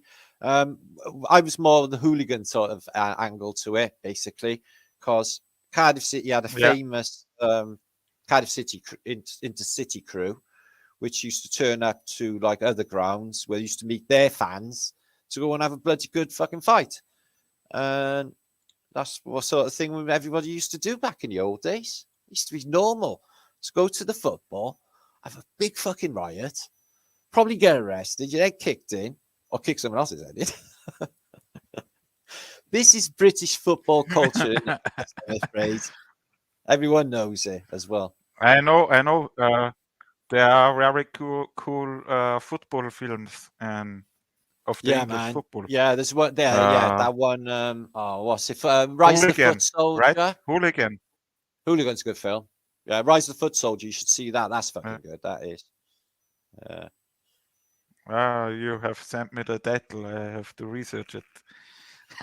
I got a backlog of things that I should watch. People keep saying to me, I got no time to watch things. I don't watch much. I might join the odd hangout if I also don't watch much. Well, I don't have time to really, Manny. But Martin, I also can tell you the new Pinocchio film from Walt Disney. It's a flat Earth film, Martin. Yeah. And yesterday, I watched the beginning of a new series, and within the first 10 seconds, they showed a flat Earth map on the wall. What? Oh, I tell you what it was. The Black Adam film.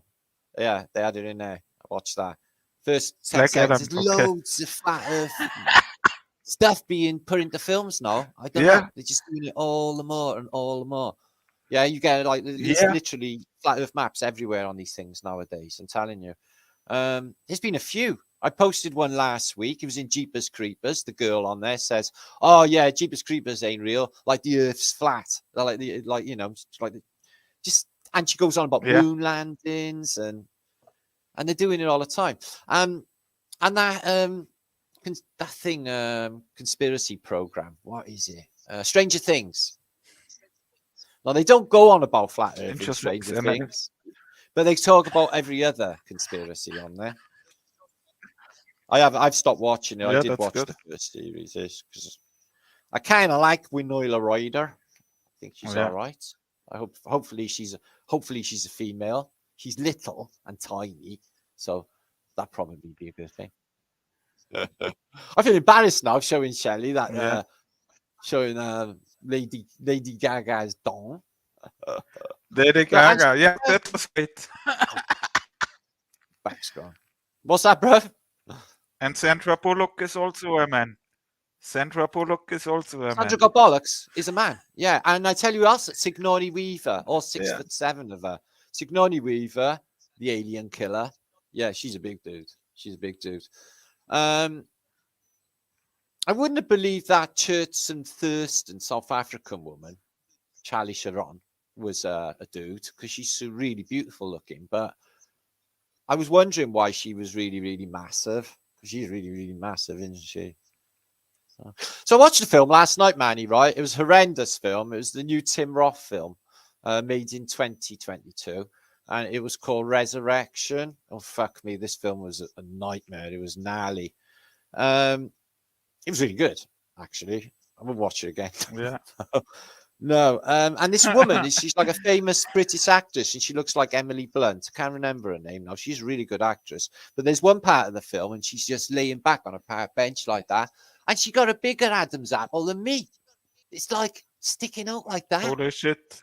And like, women just, and I say to a lot of, look at a fucking apple, lot. It's like, oh, they get them. I said, they fucking don't. That's something the women do not have. Women do not have them. Goitres, apples. They just don't. That's not a thing. And this big jaw thing, like, I wouldn't have believed it, but they all got that same big square jaw, haven't they? Yeah. It's like that. They've all got that. You know? So, and it's definitely a thing. Martin, what do you think? What do you think about Wayne Rooney? I'm the biggest Rooney fan. He made the biggest bicycle backflip goal against Manchester City. Yeah, and, but Rooney looks now. He's younger than me. Rooney is I think 36. I'm 40. Right. Rooney looks old, very old. Wow. I think he's a Freemason. Rooney the Looney. I don't know how he got it. You know, he was from a poor estate as well. And I think the same for David Beckham. It's just how they rise to power. Yeah, Beckham is 100% the Freemason. 100%. And now he's selling booze on adverts like a sportsman when he's selling booze. Yeah, what's going on with that? Yeah. Yeah, and everywhere the globe. I noticed one time. Go on. No, go on. Sorry. No, I know one time like anybody who seemed to go along with Novid, like if you was a sportsman or if you was a band like Rage Against the Machine, who was so fucking radical. Yeah, fuck you, I won't do what you tell me, except wear a mask and tell everyone to get jabbed. So like all these bands that went with it, they've all like got lucrative tours and lucrative record deals since COVID. The ones that went with it, they've all been rewarded for doing it. All of them who've went with it. I noticed Eric Clapton, who spoke up against it. I noticed he hasn't got a current tour and he's killing it at the moment. No, and I like Eric Clapton. He couldn't play guitar anymore. Yeah, Eric Clapton is good. Yeah, his fingers stopped working, and he's called slow hands. That video I have seen. Yeah. Well, that guy made that video. After he left Eric Clapton, he came to my convention, that guy, and filmed my convention. Oracle Films, it was called. And then I waited, and he decided not to send me the film. And there was like 4 or 5 first-class presentations, one by Dave Murphy, which was just one of the best. They were all really brilliant presentations, and he decided, and I thought it was a bit iffy in the beginning, from Eric Clapton to Flat Earth British, are you sure about that? But yeah, and he turns up with his family. I basically give them all a free ticket, fed them all, and he said as a repayment that he would do the footage, but he ran away with it, and I know why, because they wouldn't allow that. They wouldn't allow me to, to post that and put it out on my channel because it was really shit hot stuff, and see how popular it all is and how everyone was really, really happy and how fantastic it all was. They didn't want that. He didn't want that. So he was one of them to turn up and film it and then run away with the footage, making sure that I didn't have an alternative filmer, which I should have had, and I will have in the future. Make sure I got at least 2 film sources. Because every single fucking time they run away with my footage. Happened the last one as well, mate. All went to shit on the last one with the filming. So you always Daniel Falkenbach will jump in again. Yo, Danny boy. Yo. Yo, bro. What's going on? I'm just chilling. Matt, it's always the best thing you have 2 cameras. 2 cameramen. Next time I will do that. I know. I'm on it. Don't worry. I'm on these fuckers. Ugh. I'm not done with all of that yet. What's going on? I just got back from the mechanic. Yeah. What happened with the car? I dropped my buddy off at the mechanic, and I canceled my mechanic appointment today for Monday. and then I rescheduled my mechanic for Monday. Yeah, I keep getting copyrights. I got another copyright. I think I can be live. For what? Space stuff, NASA stuff. It was for a Flat Earth video 5 years old on my think tank channel. It's been all right for the last 5 years. For this morning. So who makes those decisions? Who? I don't even know. It happens. I get copyrighted nearly every day, but I have got 4 channels, so you just pick on it. Yeah, Manny. Yeah, that's good, Matt. Then Manny just got a strike for a video. Yeah. What's up, bro? Did you? It was the video where I was opening up. It's the video. It's one. I have one of Nash's.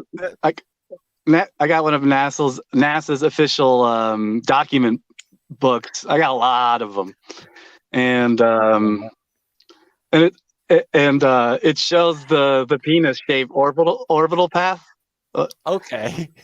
and it's literally a phallic penis. It shows the balls and the shaft, and I made a funny gesture like I was blowing it, and oh yeah, that was the wait. No, that wasn't. Did you see this at FLATOberfest? Hang on, let me show you this. I hope you did see this. Yeah. What did you see that? Yeah, sure. What is it? Matt, share the screen. Am I sharing it? Oh, share. There you are. Check that out. Oh, I don't. Brian Stavely, was you there for this? I don't see. Share screen. I did. No. I'm waiting for Manny. Wait. no, that's Photoshop. Yeah. You've never seen that there, Dan, did you? Yeah, no, I seen that a couple of days ago. Yeah, I laughed. I know, it's fucking mad, isn't it? I wonder if Brian have seen it. Oh, yeah, he definitely saw it. 100% he saw it. Then should I bring in your video? Which one's that? Yeah. Oh, yeah. I mean, I don't want you to get a strike. Are you gonna get a strike? If you're gonna get another strike, then no. Which one are you on? You're on 2 now. We are live over 2. No, I will send it to Martin private. I do keep sharing it in Discordian groups just to fuck with them because it just looks like I'm blowing off NASA. It's fucking hilarious, and it's just a quick 30-second video. But I keep resharing it over and over again in this one Discordian group, and it fucks with them. Dude, Martin, the Discordian Society, they're used to dude, I fucked with so many of them that there's so many flat Earth memes being created in the Discordian Society now. Yeah, it's so funny. I don't bother myself. I think it's all in the name. They kicked me out again. I don't go in any of them groups. Yeah. Any of them. No, not interested. I got a Telegram that's gone out of control as well, apparently. It's out of control. I've created a monster. That's true. Yeah. I got a few of them apparently. Martin, I got kicked out of my own Discord group. I'm a member of my own group. And I'm an admin of my own group. And I'm not even don't bother. I got a computer on my floor here because of Discord servers. Fucking killed. Yeah, it's insane. I was banned for a while. They banned my entire phone number. So I tried to re-sign up with backup accounts and backup emails, but they banned my entire phone number from rejoining. They will.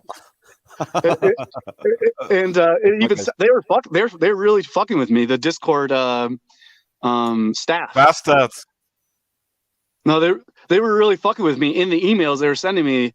They were saying like globe-tarded, like trolling messages to me, and they're like, you know, maybe it's a shame that your Discord channel is gonna get taken down, and maybe you'll be rocket boosted over to another social platform, and they're saying really specific things. I actually saved all the emails. They're really screwed up people.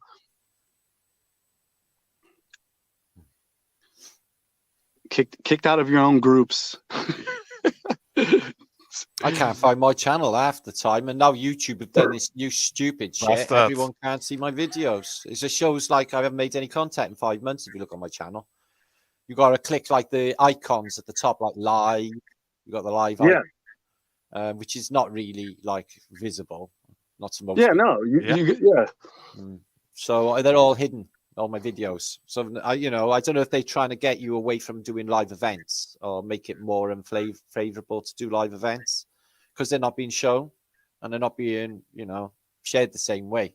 It's like I get emails nearly every day. Martin, your videos are gone. 4-5 months worth of videos are missing. I'm like, they're not missing. Click the live icon.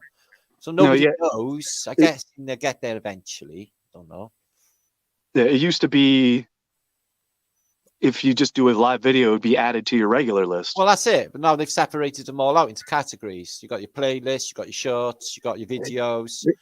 Just make everything dumber and dumber and dumber. Yeah. So where's the fucking sense in that? But I noticed Santos cranked up, moaning about the same thing, saying, you know, nobody can find my videos, which you can't. It's fucking ridiculous. Make electrolysis with you drank, bro? No, I didn't check and I'm not sleep, but I think YouTube don't want me.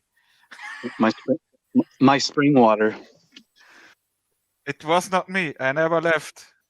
Yeah, very good. God, did this year go quick? Now? Wow. This year's been like so quick. I can't even believe it. It's already December. Yeah. Oh my God. Yeah, it's been fast. Really fast. I've got a lot. Brothers, I have to go. So cool. I need a drink. I have to work. I have to work tomorrow. You poor Manny. Don't work too hard, mate. Thanks for the invite. It was very nice. Yeah, thanks for the invite, man. We go live next Thursday again, right? Yeah, okay. Will Shelley be going? Yeah, sure. Shelley will be with us. And Martin, I will send you the Flatlanders films from Shelley. Right, cool. Thanks. I'll have a look at them. Nice. Yeah. I have seen them about. I think I watched one on Facebook for a bit. So they're really well produced stuff, isn't it? Really nicely done. Oh yeah, I got to watch that one. Where I reached you the best way in Instagram? No. Yeah, I will send it to you also then. Best one's on my Facebook, Manny. My Instagram's on my phone. Is it better per email? Yeah. Facebook, right? Facebook or email. My Instagram's on my phone. Yeah. I will send it to you. Send it to the Telegram. Nice to have you here. Yeah, dude. Hook up soon, Dan. Put us up soon, brother. Yeah, dude. It was very awesome. Nice. I know, man. Yeah. Been a while. Very nice. We see us next week. Ciao. Yeah. Sleep flat. Stay epic. See you later, everybody. Stay epic. Stay fantastic, guys. Well, you can't be anything else, can you? Thank you, Martin. Thank you, Dan. Manny. Thank you, Dan. Very cool. Very cool. See you soon. Ciao. Ciao.